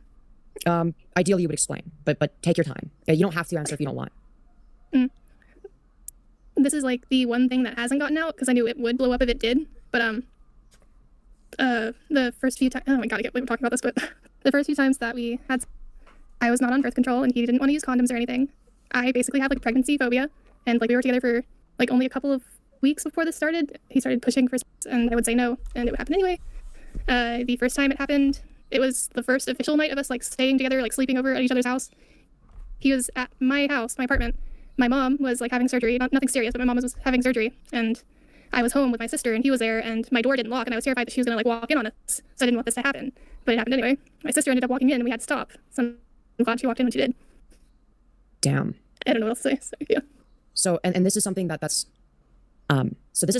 happened multiple times, presumably, where yeah, it's just like a complete disregard for your consent. Yeah, at least 2 times at my apartment, and then at least 2 times when I went to visit him where he lived in his city. So you kept saying no. You kept rejecting Firebat and telling them no over and over again. Was it one of those things where like they like kept did they pressure you into it until you said yes, or did you never even say yes? For the first few times I didn't. I really can't imagine what Firebat's response is going to be to this, because we just saw a clip earlier of Firebat reacting to this very stream that is being played here. I can't imagine what Firebat has to say to this shit. Say yes. Like, he said that he wasn't going to do it, and then he just did. And then another time I was like trying to shove him away, and that didn't work. So you... Yeah, I mean, that makes sense. It goes back to what I said earlier about people in the IDD community not knowing their own strength, and they probably just, like, fucking... They probably were super physical about it, and Firebat just didn't really give a shit. You not only never even, like, caved in or said yes to it, ever, but you explicitly said no every single time it was asked. And not only did they force themselves on you, but even when you were explicitly pushing them away, they kept doing it. Yeah. And I have a clip of him saying that maybe that whole situation was just a misunderstanding, but I don't know how you misunderstand someone trying to shove you away. You don't. There's like even for someone in the IDD community, I feel like that's a pretty... I don't think it takes a person at like a first grade level or whatever to understand that no means no. Yeah, that's not a misunderstanding. That is a violation of consent. Yeah. I am so sorry this happened to you. Genuinely. Yeah, I try not to think about it for obvious reasons. Sarah Faye does also share a video clip on this stream of Firebat saying their friendship and relationship ended because of this specific allegation, giving some bit of truth to the allegation. So here's the video clip. The last time she came into my life, one of my exes accused me of raping her. Full-on accused me of it. And it was a fight between me and that. How the fuck is Firebat able to, like, drive on a highway as well? That's another thing. Like, I'm not trying to be that guy, but, like, how the fuck is Firebat, like, fully capable of something like that? The point where she left my life. And this girl from high school that I was talking to, again, I told her the truth while I was going through what was going on with me. And I can't even fucking hear what Firebat's saying. Like, it's so... I need, like, YouTube captions or something. The audio's terrible.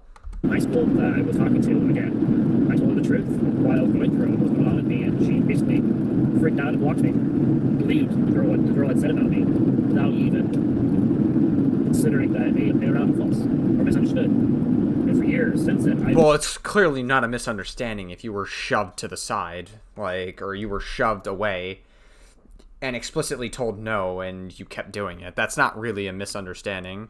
That over her head. Sarah Faye also opened up a little bit about Firebat and Tanya's relationship dynamic and what she saw from her perspective while spending time with them both. I'm not sure how familiar you are with the relationship between Tanya and Firebat. What does that look like behind the scenes? He tries to say Tanya's abusive, but I've never seen her be abusive towards him. I've seen her get kind of snippy with him, but it's always... I mean, it's classic abuser rhetoric, right? Like, you frame the person that's the victim as the abuser. I feel like that's just, like, classic abuser rhetoric. When she's in the right and she has, like, when she has a right to be angry at him over something. So. I mean, that would most likely... If Tanya was ever angry at Firebat, that would probably be some form of reactive abuse. So they're literally just projecting. So they're just projecting. Oh, yeah. And yeah. He's trying to play the victim. Yeah, and we've already seen the awful ways in which they treat Tanya, on camera. Right. I presume it's the same off camera as well, or is it even worse? I think he controls it better around me. Like, I don't see them in person very often, so I haven't really seen it in person. She also explains that the suicide baiting is also allegedly a pattern of behavior and something Firebat has done before. And it's actually quite similar to the recent bait that she did. Obviously, Firebat suicide baited. We all know this to be the case. What was your perspective on that? He's done it before, so I didn't think anything was actually going to happen. So he did this for... So this is something he's done multiple times? Yeah. Well, yeah. I mean, that doesn't surprise me that much. Okay. You said he did it when? 4 years ago? Yeah, 4 years ago was the last time. I don't remember. Yeah, it seems like Firebat uses suicide baiting as a way to control the people that he talks or that they talk to. Exact context, but I think it was because I made it clear at that time that I was never going to get back with him, even after my... Yeah, like I said, I think Firebat needs to be, like, locked up in, like, a group home or something. Like, a group home or, like, a jail or something. Because I don't think Firebat can exist in society the way they currently are. Like, they need somebody, like, some guidance or something, or, like, to just, like, stay away from society. Because, like I said, I just don't think Firebat can coexist in society or something. Like, obviously, there's probably room for rehabilitation. It's not gonna excuse anything that they did, but it's, yeah, I just don't think Firebat should be interacting with anybody else other than in a group home. Relationship at that time ended, I would not get back with him. And he posted, like, vague videos on Facebook, like, implying that he was going to be gone. He messaged my sister, who is now in the chat. He messaged my sister and said that he held a knife to his throat, but he couldn't go through with it. There was another allegation of very concerning and disgusting jokes made about Sarah Faye's younger sister that, in hindsight, are very disturbing. Someone says, Sarah, have you mentioned the jokes? No. it was just like teenager humor, I guess. No, that's making an excuse for him. He used to make jokes about like raping me or raping my sister or whatever. Or like Yeah, like that's- Grand Theft Auto, he'd make jokes like that. Your sister as well? What the My sister who's Who the fuck is the other person in the Discord call? watching. That's crazy, especially given what we know. So, Sorry, I know that might seem random, but it's like I thought just this Femyas person, or Femyas, or however you say their name, was supposed to interview them. Why the fuck is there like a second person in the Discord call? Somebody in your chat say, has Firebat ever made passes at your sister? Yeah, he did. He said that he wanted to date her, but he only went for me because I was older and she was a minor. How old? Wait, what the fuck? wait, and how old was Firebat? How old was Firebat? We were 19. She would have been like 16. Oh my Christ. I mean, that's fucking weird. Sarah Faye also. I don't know. I don't know if I really particularly care about 19 and 16 that much. Like, worst case scenario, that's inappropriate, but I would argue it's probably more inappropriate in the sense that, like, Sarah Faye and Firebat are supposed to date, or they were supposed to be dating at the time. And so, like, it's inappropriate to try to, like, hey, why the fuck are you hooking up with my sister? Like, that context is inappropriate, but, like, 1916, I'm not really shitting my pants too hard at it, to be honest with you. Like, worst case scenario, you could say, yeah, it's a little inappropriate. Not a huge fan. Yeah, that's really it. Later on in the Malcolm interview made very concerning allegations that had to do with potential animal abuse. Was Firebat ever like aggressive towards animals? I can't remember specific examples, but I know his attitude towards animals made me and my sister both uncomfortable. Did you have pets when you guys were together? Yeah, and like most of the time he got along with them, but I feel like he would be impatient with them. Gotcha. During the relationship, I did have a cat, and my mom let the cat out, and it got run over. And I can't remember why, but yeah, Victor laughed about it and said that the cat deserved it. I don't remember why. Oh. And then I'm gonna have a few more handful more. Thank you again. I appreciate it greatly. Jitter asked, has Firebat ever been the animals like taking out the frustration on the pets, or is it only the situation that you're talking about, or just kind of being weird about them? My sister was asking me to talk about that in the chat. I'm hesitant to talk about it because I don't know the details, but he did say that he hurt a cat when he was young. I don't know how young. Something to do with a balcony. I don't know if he...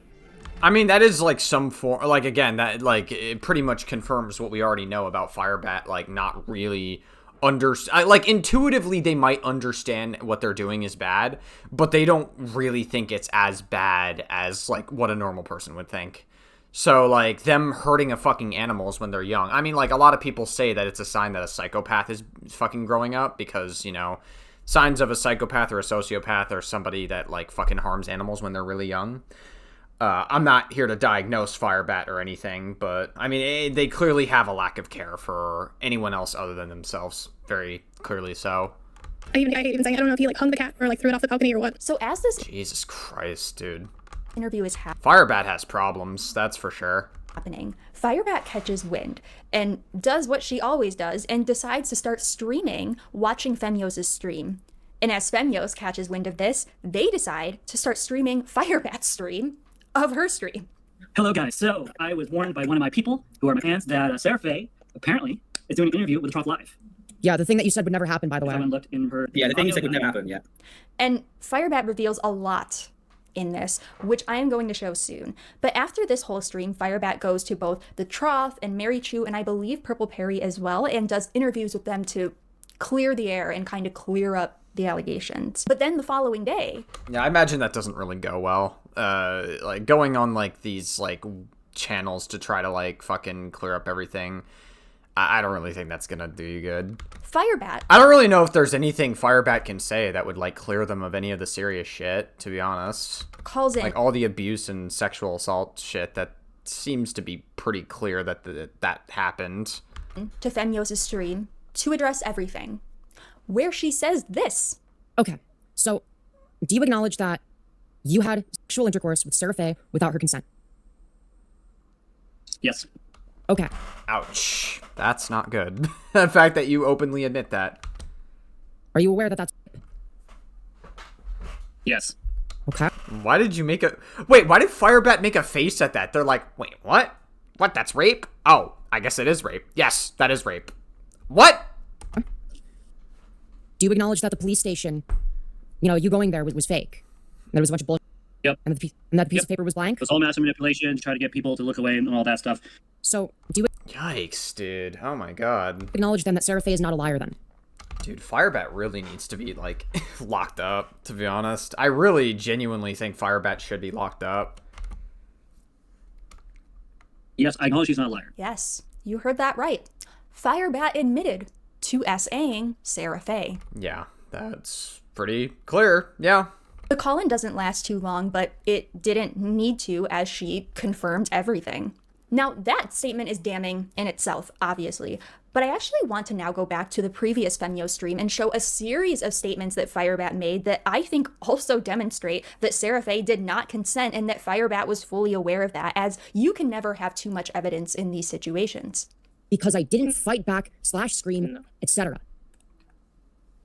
Yeah, she didn't fight back and scream. It was consensual. Yes, I'll admit I did refuse to use a condom. Well, I mean, it just seems like Firebat's just trying to find... I'm going to replay this part because it seems like that part's important. But it just seems like Firebat is, like, trying to find all these, like, justifications and lies to make it seem like what they did really wasn't that bad. But obviously no one's falling for it. Yeah, she didn't fight back and scream. It was consensual. Yes, I'll admit I did refuse to use a condom. That is the truth. Oh, it's 100% her fault. Okay? Yes, I should have said took no for an answer. Again... Yes, I should have. It's her fault. Hey guys, I should have taken no for an answer, but it's still her fault, bruh. I should have taken no for an answer. Yeah. That version of me versus today are two separate people. No, they're not. I for years believed that I raped her. I'm the one that told her I raped you. That's completely true. What the fuck, dude? When you love someone, you love them, you just know, and when you really, really like someone, you don't give up. So I kept asking and asking and asking and asking and... That's not an excuse to pester someone into being into a relationship with you. That's pretty... I don't know, dude. I still remember when she finally said yes for me taking her on a date. It was the most magical date I've ever been with anyone. Never mind. Jesus Christ. It was pathetic. That's like I had with Sarah Faye. She is not good in bed. She literally is basically... She's not good in bed. Yeah, I wonder why. You're fucking her non-consensually. I wonder why she wouldn't be good in the bed. Like a doll in bed. She has... You mean not moving, so frozen. Yeah, like a frozen person. Yeah. Then my fetishes were bothering her. I knew. So why did you fucking indulging in them? Yeah. I felt guilty for what I did to her. She also not only... Jesus fucking Christ, dude. That's... You know, I thought that there's some bad stuff in this, like, fucking Firebat rabbit hole. I don't know how it gets worse. How the fuck does it get worse? Even admitted to hitting Sarah Faye, but even mimics exactly how she did it. Slapped me once, yeah. Never punched, but slapped, yeah. Yeah, so what happened was that bitch. This really is Chris Chan 2.0.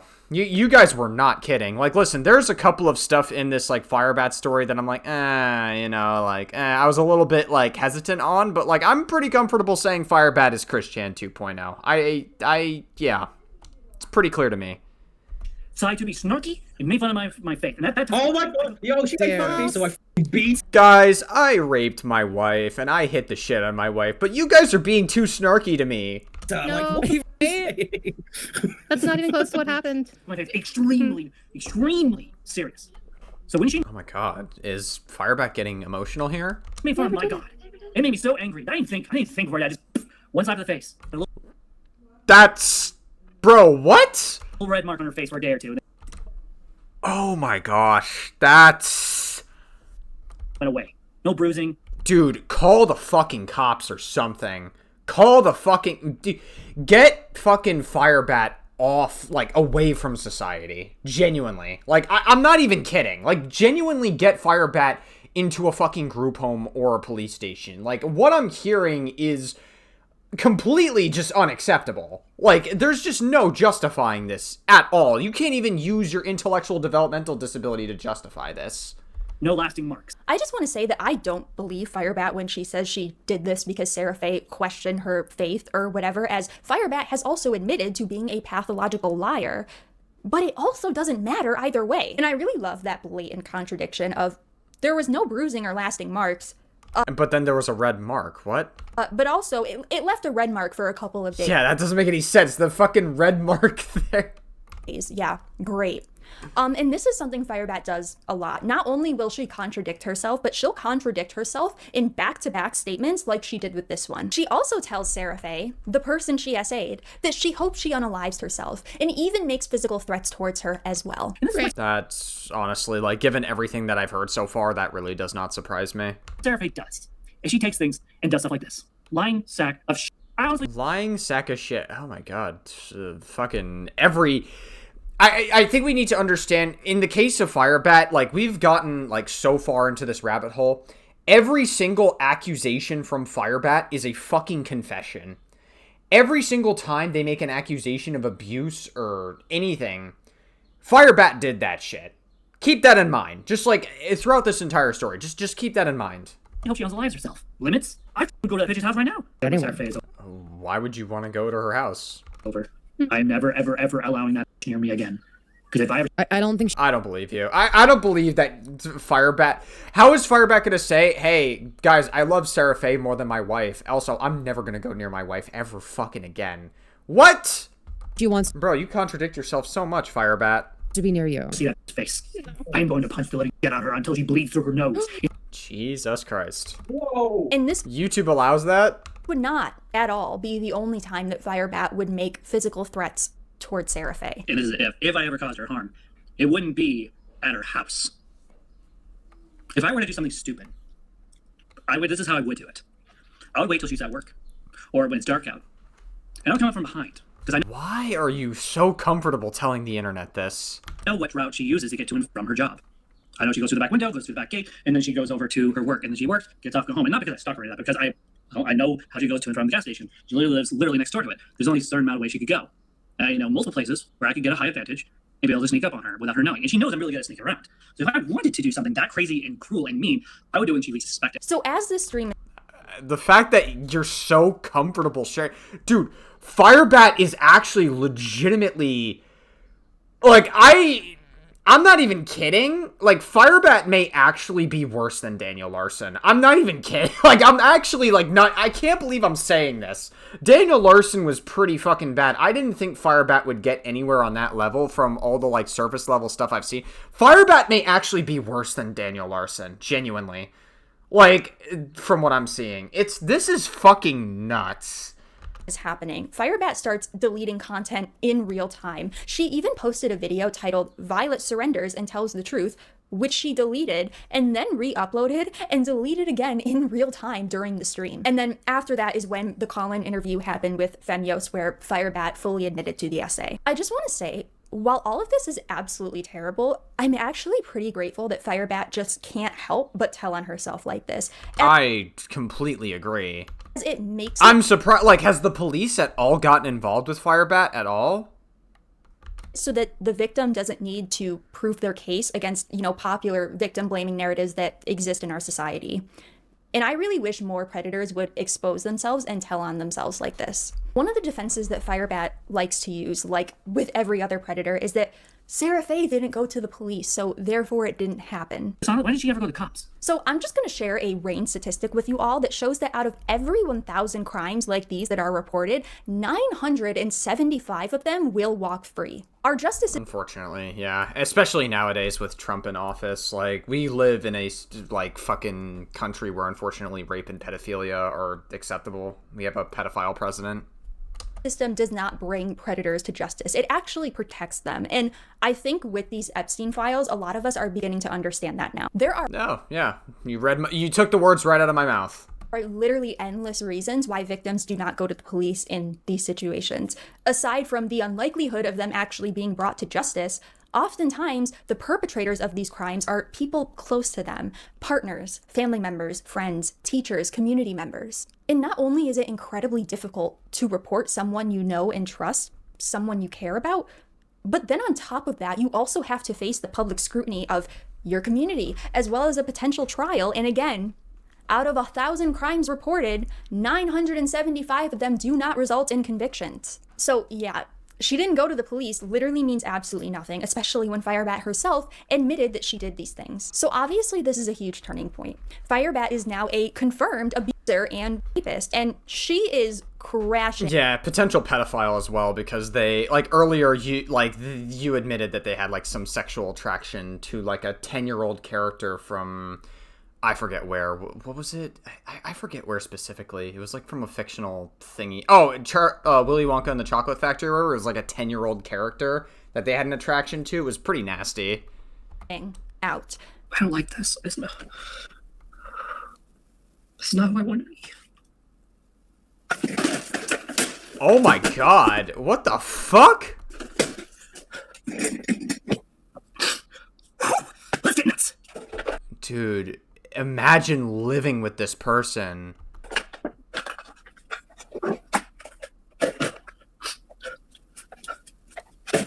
What is happening? You know what? I always valued Sarah so much that I kept something her grandma gave to me all those years ago. And it would show how much I feel about Sarah Faye. Or grandma, or sister, or mom. You're dead to me, bitch. She... Bro. Can't stop talking about... You, like, honest to God, like, Firebat needs to be fucking, like, I don't know. Sarah Faye, I think Sarah Faye should consider filing, like, a restraining order or, like, a protective order on Firebat or something. I don't even know if it would do much good. I don't even know if Firebat is, like, smart enough to understand what a fucking protective order or a restraining order is. They'd probably just violate that shit, because that's the kind of person Firebat is. This is fucking insane. Sarah Faye. She is posting and doing everything she can to win Sarah Faye back as a friend, and is still somehow holding out hope that they'll end up back together, even while still married to, and reminder, soon to have a child. Hopefully, like, everybody's documenting each time that, like, Firebat makes, like, a threat or something, and then they, like, use it as ammunition to, like, go to the police or something, because clearly Firebat, I don't think it's unfair to say that Firebat is, like, a threat to society. With her current wife, Tanya. One thing that really got me, was a clip where Firebat is in their car crying over Sarah Faye post all of this. All the while, Tanya is at the doctor's getting an ultrasound. Today, my best friend sent me a message that more or less said, hey, I don't want to be friends anymore with you because of everything that's happened. I didn't take it well. I never do. It's interesting because Firebat is more upset at Sarah Faye not being best friends rather than fucking Tanya trying to get a fucking ultrasound. Like, you're not gonna try to be there for your kid. You're gonna just be upset at this, like, friend thing happening. So to not, kind of control my emotions, take this time to mourn the loss of a good friendship with someone who's been there for me since, well, after high school, basically. She was there for my mom's funeral. She was there for my wedding. She was there during the hardest parts of my life, for the most part, whether it be in person or through call. And to have her basically say, hey, you're too much, I'm done, it was a pretty big blow to me. And my wife, of course, sees me crying. I'm falling apart in front of her because Sarah Faye meant a lot to me. Not just as a ex-lover, but as my best friend. Her and Phaeton 666 have always been the two consistent foundations in my life, other than my faith. And to have her go away, it's going to be really hard. And apparently she's been feeling like this for a while. And I didn't know. I had not a clue how much I put her through with everything that's going on with me. And truth is, I'm ashamed. I'm ashamed for how I tried to treat my best friend, and I didn't even know how badly I treated her. Are you ashamed about how you treated her, or are you just sad that the friendship is over? I think I've had enough time, 13 minutes of heartfelt emotions for now. Bro, keep in mind, Firebat is more emotional about losing this friend over the fucking ultrasound and being supposed to be there for your wife. But I just kind of wanted to talk a little bit about this. One, since I'm sitting in the car waiting for my wife to get out of her appointment, when she should be getting out. Oh my god. Apparently she's still in the appointment, so I might go up there, see if I can go sit with her in her appointment. I'm just done crying. And then Taco Bell. Sorry, I'm just really emotional. Can't believe I'm saying this, but Purple Perry Gaming was fucking right. Like earlier, like, I'm not gonna lie, like, I will admit, I was definitely criticizing Purple Perry Gaming earlier for, like, baiting a response out of them, but, like, after seeing everything, I kind of am just at a point now where, like, he was right. You were right, Perry. Okay, I'll take an L for that. That's, wow. You were right, dude. Abandoned me. Firebat is sitting in the parking lot, crying over the ex that she SA'd, while her current pregnant wife is in the doctor's office getting an ultrasound for their soon-to-be child. Yeah. Unreal. It is very unreal. Unreal. She also dyes her hair blonde at this time and has a full-on breakdown doing what I call this Christian redemption arc. This Christian... Hey, because everyone knows that works. Hey, I'm with God now, and so every single one of my sins is completely wiped. Donald Trump's gonna love me. I get to be a pick-me trans person for conservatives. All is good in the hood. Redemption forgiveness arc where she's reading Christian help books and saying she forgives everyone, Femios, Purple Perry, Trough, Malcolm, and of course Sarah Faye for wronging her. Aside from doing these things on live stream, she's also making multiple YouTube community posts and FetLife posts about forgiveness, and it's just absolutely pathetic and manipulative, and we can all see through it. Then, on Friday, March 13th, yes, Friday the 13th, Firebat sends a very lengthy... Whoa, is Jason gonna come out of the bushes? The email to Seraphe. Seraphe doesn't even bother to read this, but instead sends it to Troff, who reads it aloud on stream. The email is over 3,000 words long. I am not going to make you all suffer through the whole thing. And then she goes live the following morning saying, I gave her everything. Of course, talking about Seraphe. Everything. Like lifelong trauma? Yeah, I think that's what you meant. And the following day is when... Keep in mind, Firebat's supposed to be a parent to their wife, who they clearly do not love or care about. Seraphe ends up doing another interview with Goddammit Malcolm and reveals even more concerning things, which we went over earlier. Seraphe also states in this stream that following the lengthy email, she is now considering getting a restraining order against Firebat. Good, please. Yeah, absolutely. Which I highly recommend she follow through on. Yes, absolutely. Like, it's pretty clear to me that Firebat is, like, not somebody that you can, like, be safe around at all. Especially with Firebat's temperament and the threats she has made towards Seraphe. And, like always, without fail, Firebat catches wind of this interview and goes live to respond to it in real time. And she once again confirms that the slapping incident did take place. We also learn in this interview that Firebat actually went to juvie when she was a kid. Seraphe claims it was for assaulting her own family member. And Firebat also does respond to this allegation in real time as well, saying this. Back again with the juvie stuff. Apparently earlier today, Firebat said, or apparently it's also alleged that Firebat was like physically aggressive to siblings as well. Do you know anything about that? Yeah, I know he hurt a couple of his siblings when he was younger, like as a teenager. When I was a teenager. Okay, nope, wasn't when I was a teenager. Well, okay, never mind. Maybe I was. Nothing about it. Brother Brian, he would bully me when we were kids. Literally, finally I got fed up of him pinning me down the ground, torture tickling me. Which, by the way, when you have PTSD and doing that, it doesn't end well for anyone. And one day, guys, it's not my fault that I smoke crack and punch homeless people. It's my PTSD. Stop. I had enough with that, my brother, and I took the old-fashioned block, and I talked about this in actually one of the videos I made. And I smacked him across the face. I mean, obviously, like, you know, when you're a teenager, things are a little bit different. But, like, I guess, like, the biggest argument that you could use is that this is meant to, like, display, like, a pattern of behavior from Firebat. So they were always they were always, like, a troubled person, just, like, growing up. With it. Knocked him out. He never again bullied me again. And actually, he and I pretty damn close, as you guys can see, with the fact that I had a phone call with him. Dude, that's awesome. Assault with a deadly weapon as a teenager? Gas. My foster father would get in my face and snarl and have his hands on me. Yeah, like, I mean, I could be more charitable if you were a teenager and then you course-corrected your behavior, like, later in life, but that's clearly not what happened. He did it one too many times. Punched him in the face. Went to juvie for it. Who else? Cool, should've spent more time. Let's see. I think those are the only ones I wanted to talk about at this time. No, it wasn't like when someone's being playful and tickling you. My siblings would literally pin me to the ground, or their friends, and they would literally tickle me to death. And I'd be thrashing and begging them, please stop, and they would continue to do this behavior to me. How do we not know that they're lying about this as well? Because, like, we know that Firebat does have, like, a history of lying, so how do we not know that their retelling of this is accurate? This is crazy. I was it the younger siblings? Yeah. Nope. Line's Brian older than me. And Firebat is, generally speaking, like, a pretty small person, right? Yeah. Okay. Do you know, like, what kind of it was? Was it, like, punching, kicking, hitting? Like, was it, like, obviously, if you get hit in the face, it hurts. Was it, like, seriously hurt? Like, no, teeth, anything like that? I would consider knocking somebody unconscious to be, a pretty significant harm. Yeah. TBI, actually, if you lose consciousness, that's definitionally a TBI. Oh, wait. What if this is Katie? I did break her arm with a plate. Never got arrested for it. Bro, how does it get worse? How does it get worse? What? Why would you say this? And she also did confirm the juvie thing. He fucking broke a girl's arm named Katie.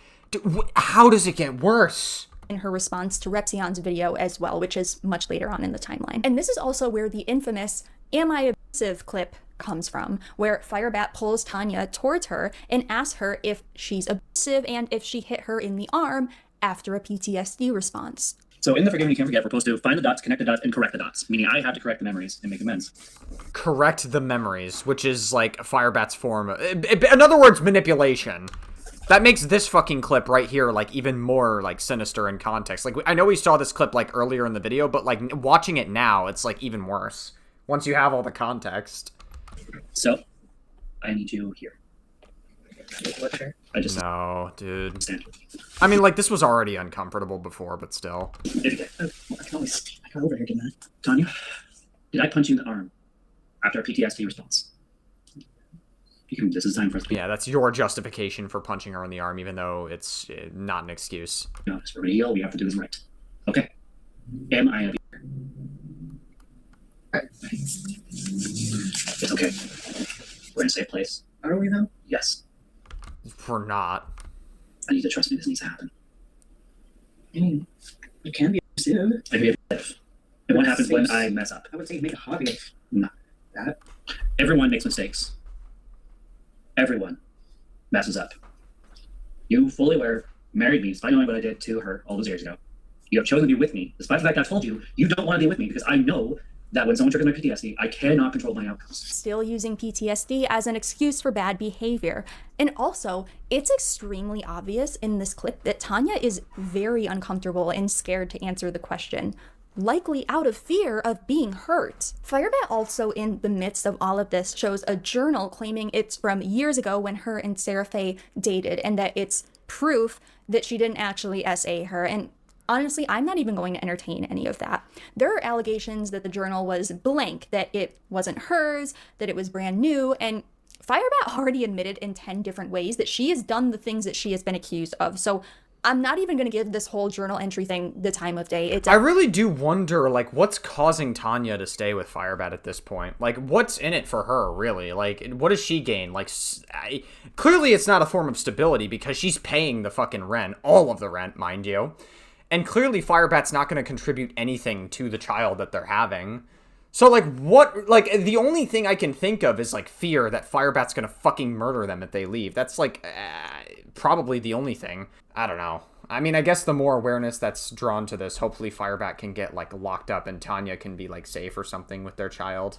Doesn't matter. She admitted it. And she also admits that she is terrible at respecting boundaries, even when she's doing good. Like, on a good day, she is terrible at respecting boundaries. And at this point in the timeline, Firebat is still constantly streaming, but is more frequently forcing Tanya to be on camera during these streams. Then at one point, Firebat allegedly receives a message from Tanya's ex. Tanya's ex airs all of their dirty laundry and their relationship, at which point Firebat reads it aloud.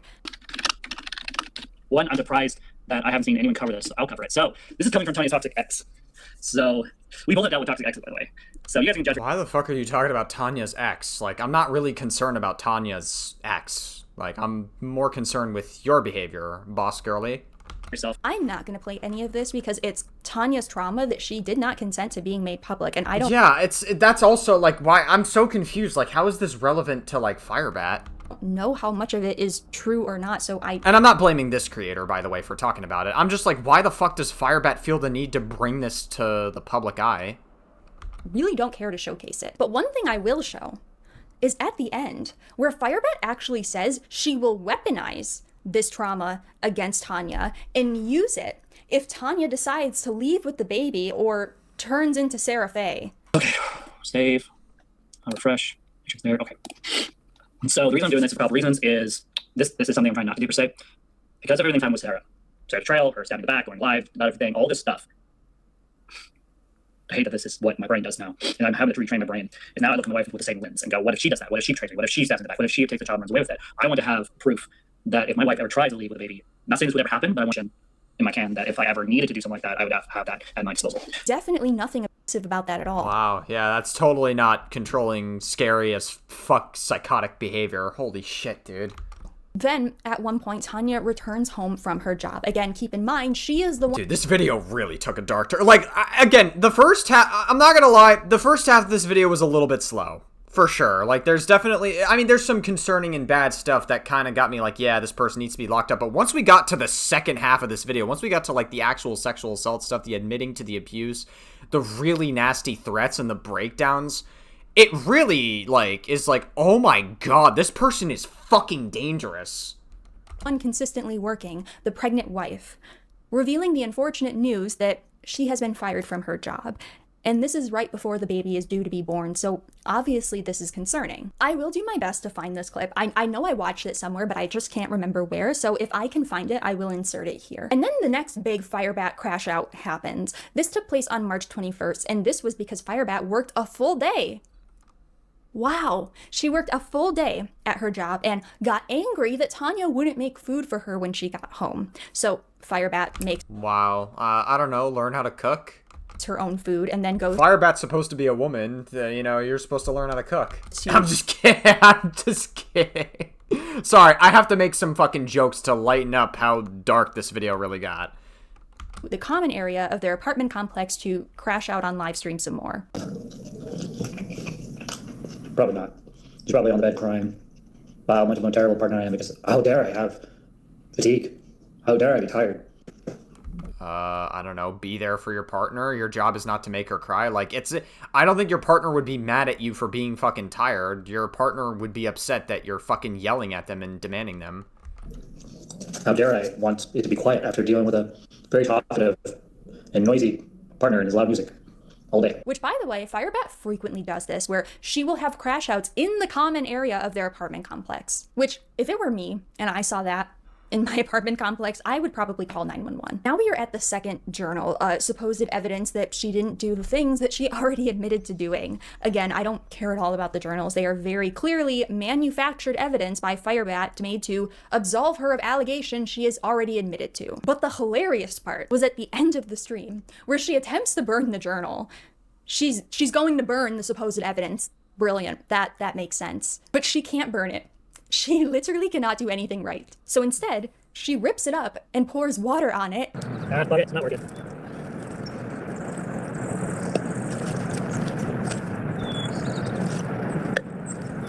Actually, you know what? I'm gonna take a trip up to the dump and just throw this in the dump. That way no one can find it whatsoever. There you go. We're done. We're done here. Absolutely hilarious. Wow. The amazing stuff. Then we are at March 27th, and this event is kind of a big I can't burn it, guys. It's wet. I can't burn it, guys. Deal. I wonder why. Firebat actually threatens Femios on stream. She doesn't explicitly say it's towards Femios, but there were many context clues in this that very clearly pointed to it being about Femios specifically. All I want to do is stab this. I want to kill her. I want to strangle her and watch the life drain from her eyes. I am just at a loss for fucking words, dude. I want to see this monster pay. Femios is the I mean, like, listen, I'm not a particular fan of some of the parts that Femios is engaged in, but to be honest, after everything you've admitted to here, Firebat, I'm not really as concerned with Femios as I am in you. For how she treats people. You guys know good and well who I'm talking about. Guys, I raped my wife, and I'm an abusive piece of shit. How dare you treat other people badly? I'm the person that should be talking about this. Not just her, but the other people too. What the fuck, dude? It's not okay. As we can see, oh my god, Firebat is descending. She is plummeting. Because after this, Firebat takes a social media detox for a full record-breaking 48 hours. Wow, 2 whole days. Incredible achievement. And she comes back with a bang. With a whole Elliot Rodger style rant about how much she hates women. My anger isn't towards my ex or even... So you hate yourself because you're supposed to identify as a woman. This group. It's women. It's a pick-me fucking misogynistic trans woman. So it's gonna win. Every time I've ever been angry, it's because of women. And one of the things that the Forgive Me Can't Forget book series addresses throughout the book is past trauma. Oh my god, we're about to see a Firebat red pill arc here. Truth is, I don't have any respect for women. Never have. How am I supposed to respect women when every woman I've ever known in my life has either betrayed me, backstabbed me, abandoned me? Damn. It seems like Firebat became a fan of Myron Gaines. Is that right? Me? The list goes on and on. And despite all that... I feel like the only person that's treated women badly in this situation is you, Miss Firebat. I do try my best. The truth is, I am a monster.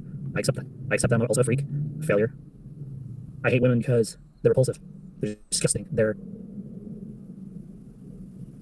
venomous. They're like a pretty flower. You look at it, it's beautiful, amazing. You hold that flower, and it's amazing. As soon as you taste its scent or taste of its fruit, it's poison. And deep down, that's the reason why I'm so angry. Is I hate women. And she is about to have a daughter, by the way. Just keep that in mind, okay? Now we have arrived at full-on madness. Because Firebat decides it would be a brilliant idea to get drunk on buzzballs on stream.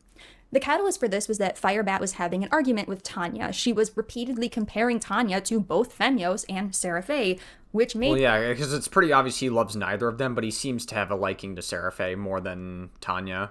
Tanya, understandably, very upset. She was once again blaming Tanya for her own PTSD reactions, saying Tanya is responsible for them, to which Tanya correctly points out that she is not responsible for them. And this is all taking place while Firebat is playing Minecraft. I just want to say that this particular stream and interaction is like a masterclass in Darvo. It is a masterclass in Darvo. I don't know what to tell you.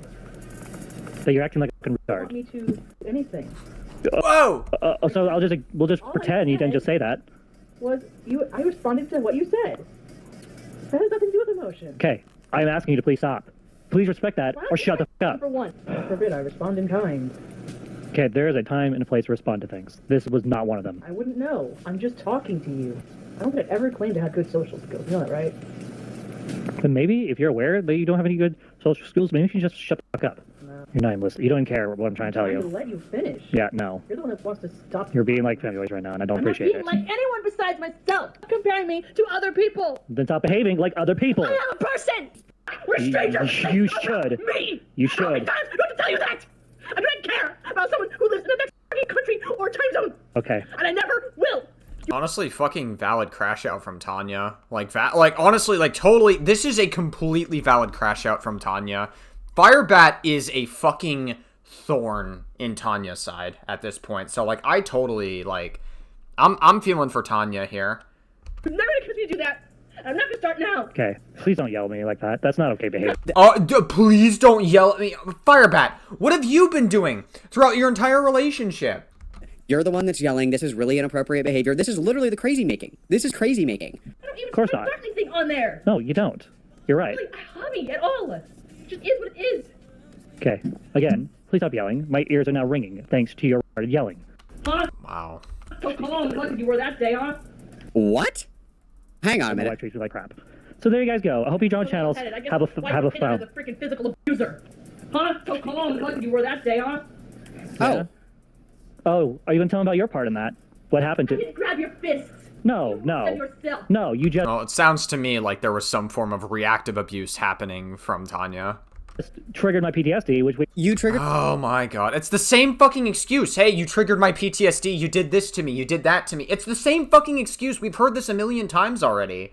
My PTSD, so I punched my pregnant wife. You fucking freak. We've had a conversation about that. Make me responsible for your You are. action. You are. What the fuck? What strangers on the internet think of me? Because I walk away from those freaks. Is that what they are? Those human beings that got. I really think that, like, I hope someone called the police on Firebat or something. Like, Firebat needs to be locked up. Created. They're freaks. Okay, so you have a higher opinion of drama channels than you do your own fucking wife. Jesus what they Christ. are. I have to like them. I didn't say you did. So stop comparing me to your stupid supreme being. Am I super supreme being? Wow. Are you saying this about God now? Is that what you've become? You are all the time. I guess I can go whatever the fuck I want to do. I would say you're retarded. This is fucking retarded. Dude, you said that Tanya was R-worded like fucking 10 times. Let them rip it to shreds. I am not afraid. You should be. Bits and bites on the internet. You should be. Jesus Christ, dude. Holy fuck. Let them come. Yeah. This is so disgusting. I will let them come and tell them. She's actually just having, like, a mental break. You can tell that, like, she's being, like, genuine in her mental breakdown just by the sound of her voice. And I will tell them exactly who I am. Let's be very clear. Nobody has a problem with Batwife. Nobody has a fucking problem with Batwife. Not a No, not at all. Like, I mean, again, like, her crash out is, like, 100% valid here. I feel bad for her. single person has a problem with Batwife. Only person that does apparently is Mary Chu, apparently. A coward. Do it. Just like your dad. Do it. No. Just like your dad. The dad that was physically, emotionally, and mentally abusive to Tanya, by the way. You're just like your dad. So Firebat leaves to retrieve buzzballs and decides to pound them in the car, which is a crime, by the way. I'm not exactly good at space. And it's not because anything I heard on Frost channel. Nothing to do with Mary Chu today. It's specifically with my wife. So striking my wife on live, not clickbait. What am I doing? I'm going to drink alcohol in the privacy of my car and not be around my wife. Yep. Apparently So, are they drinking and driving and they're streaming it live on YouTube? she was waiting for Tanya to come out and get her, which she eventually does, and Firebat once again makes the brilliant decision to start watching her critics' coverage of her, including a Frankie Tavern, where Great. she makes this astoundingly racist statement. I had to initiate everything. It was very, very boring. She was lifeless, like a sex doll. So an African American bitch says this.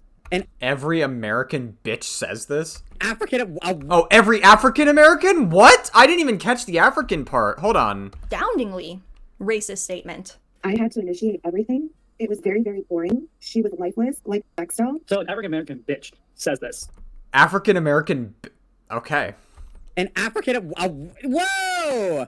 I don't know, but to me it just kind of sounds like maybe she wasn't that interested in, blanking your blank, as you say. Oh, look at you, Frankie. Oh, you black bitch. Bro, what the fuck? It just gets worse. Guys! Oh my god. What? This rabbit hole is insane.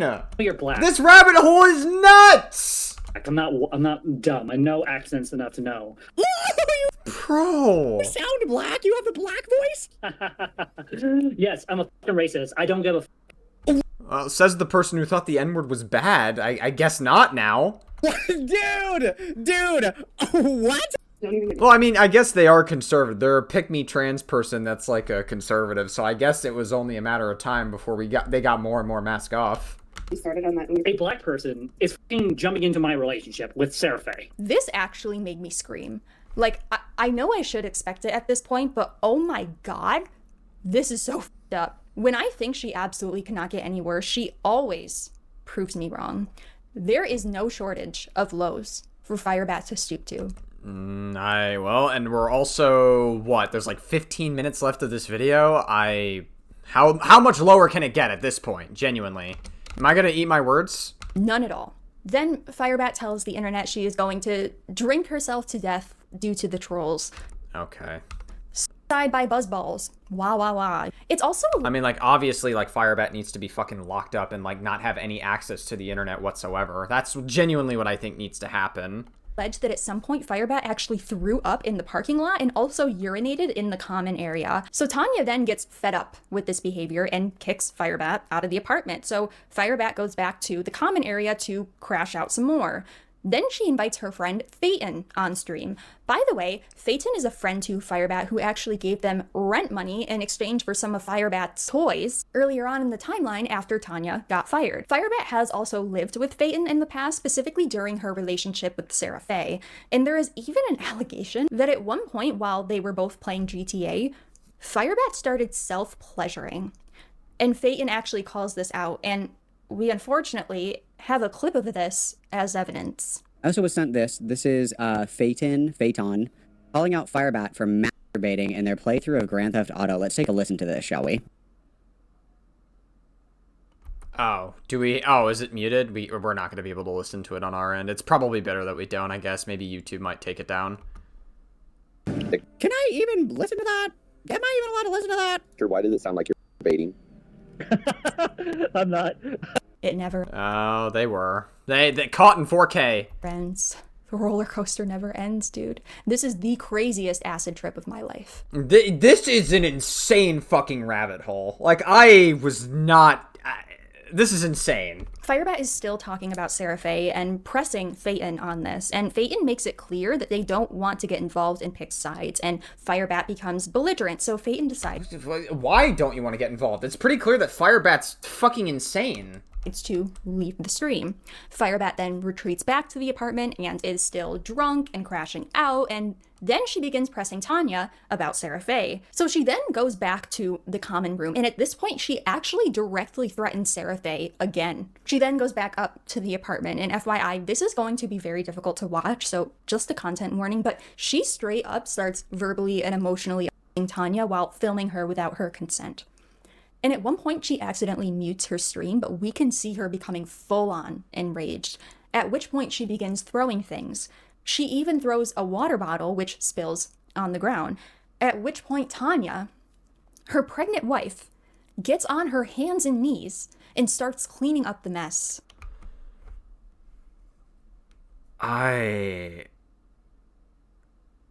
Your wife is pregnant, Firebat. Your wife is pregnant. You need to be supportive. Like, listen, your wife being pregnant is like such a fucking difficult time. You need to be there for her at like whenever you can. And throughout this entire video, you haven't been there for her. Tell me, how you really feel about me? Did you going to cry to me about an ex that you frequently compare me to, I might remind? It's time for you to pick sides. Who can't you live without? You. Period. the idea of being not the daughter, or sorry, husband or trans wife to you drives me insane. The point I'm trying to make, hun, is I'm sick and tired of being accused of rape, even though I've never raped Sarah Faye. I don't care what you had to say about this. Which is why you. I mean, you admitted to raping Sarah Faye. You admitted to it. It's the same thing you accuse me of. It's not. The difference is, I live in the past with my parents. You live in the past with your exes. That's the. You're right, because Sarah Faye means something to me. So if you're gonna lecture me and tell me to let go of my parents, you need to let go of your. Maybe you were a bitch to me. Maybe you want. Jesus fucking Christ. Asshole to me during our fights. Maybe I'd be more loyal to you. Oh, here's that. Here's that for you guys. Juicy content. More loyal. Me, I wouldn't have cheated you in the first place.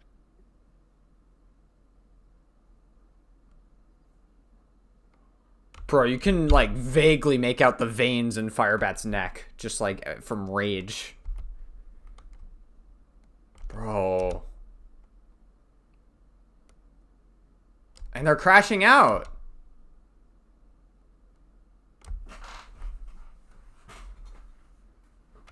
And now they're crying.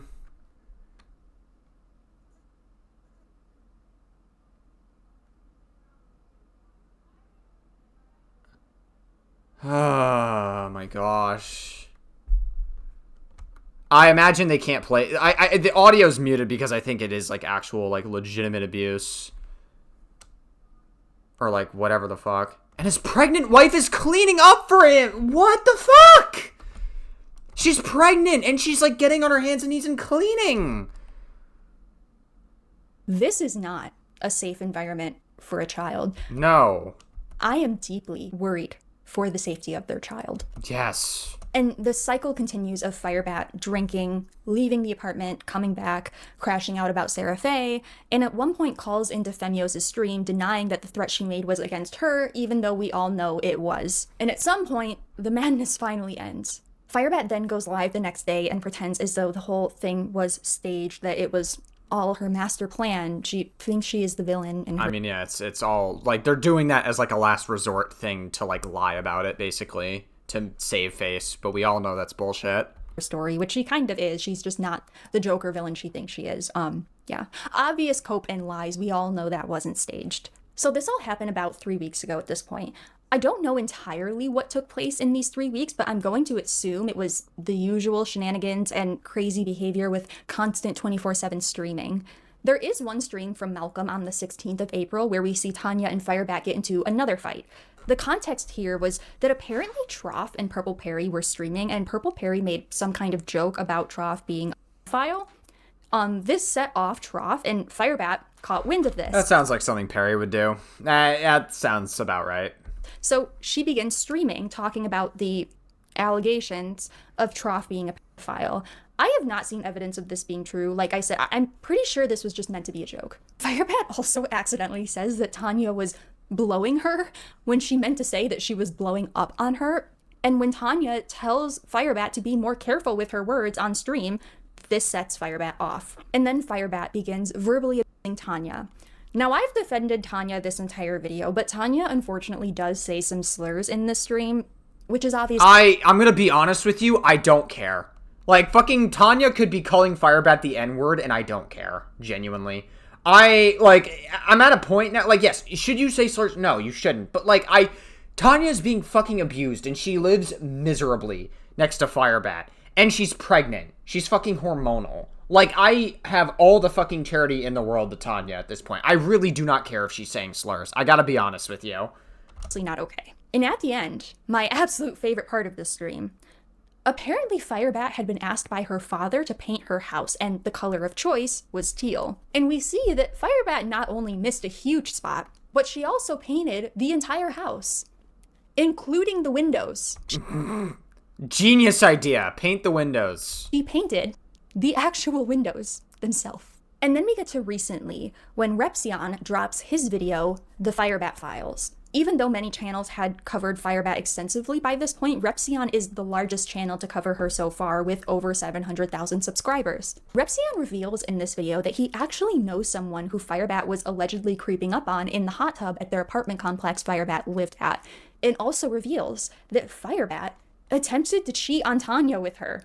Firebat, do you remember the apartment complex, specifically in Tumwater, Washington? I know that you know where I'm talking about. You once lived there prior. You don't live there anymore, so don't worry, guys. But I believe you were working at a golf course at the time, and there was a hot tub at the apartment complex that you happened to join with another young woman there, who shall remain nameless. Well, I don't know if you know this, Firebat, but she knows me. IRL. I know her. And oh my goodness, while you were with your wife, Tanya, you were sliding in her Facebook DMs and sending her love letters in voice memos. And oh my god. Messages. And while Tanya was pregnant, I presume, as well? Messages. Just to add salt to the wound? It was just talking to yourself endlessly, sending her message after message after voicemail after voicemail. I sat with her, and I listened to all of it. And let me tell you, Firebat was not a fan of this. Not only did she make multiple posts responding, but she even made a live response to this, and it starts off with a bang. So, first things first. This bottle's about the size of my 10-inch dildo, but why is that the first thing that comes to your mind? Why are you telling us this? Wildly unhinged statement. I do also want to note that there were some clips from the same day where Tanya and Firebat went to a local parade, and Tanya actually had a panic attack due to not being able to find parking. And I'm not going to play any of that. In my opinion, Firebat should have stopped recording, and she didn't. But what I will show is a clip from later on, where Firebat once again begins verbally degrading Tanya in the car while driving and streaming, again, what the hell, because Tanya called Firebat out on her hypocrisy. And then later on, after Firebat gets done calling Tanya names, Tanya begins mocking Firebat by copying everything she is saying, which, of course, predictably set Firebat off. This isn't funny. This isn't funny. This isn't funny. This isn't funny. Is it immature? Yes. Is it also hilarious? Yes. And Firebat ends up going to the comment area to crash out some more. Tanya ends up responding to Firebat in her live chat instead of just talking to her. I cannot blame I mean, yeah, who can blame her? She doesn't want to put herself in harm's way by, like, interacting with Firebat in person more than she has to. I can't blame her. To be honest. I mean, dealing with Firebat watching just live streams is incredibly exhausting, let alone having to actually live with her. And then following that, we get Firebat's response to Repsion. This response is unhinged, but it does confirm a lot of the stuff we already know about Firebat. So now we're at the most recent events. At the time of me filming this, Firebat did make another account, only this time it states that Firebat actually died on the 27th of April. Unfortunately, our transgender goddess, Firebat themselves, has passed away. And this is really unfortunate news. And, you know, I didn't believe it to be true at first either, but, there was a thing that confirmed it. So this stream is going to be, dedicated to, Firebat. There's no way Firebat died, right? That's not an actual thing, right? AKA Chris Chan 2.0, who stood firmly against true allegations. We are Firebat Kirk, okay? We carry the flame. Fucking Firebat Kirk.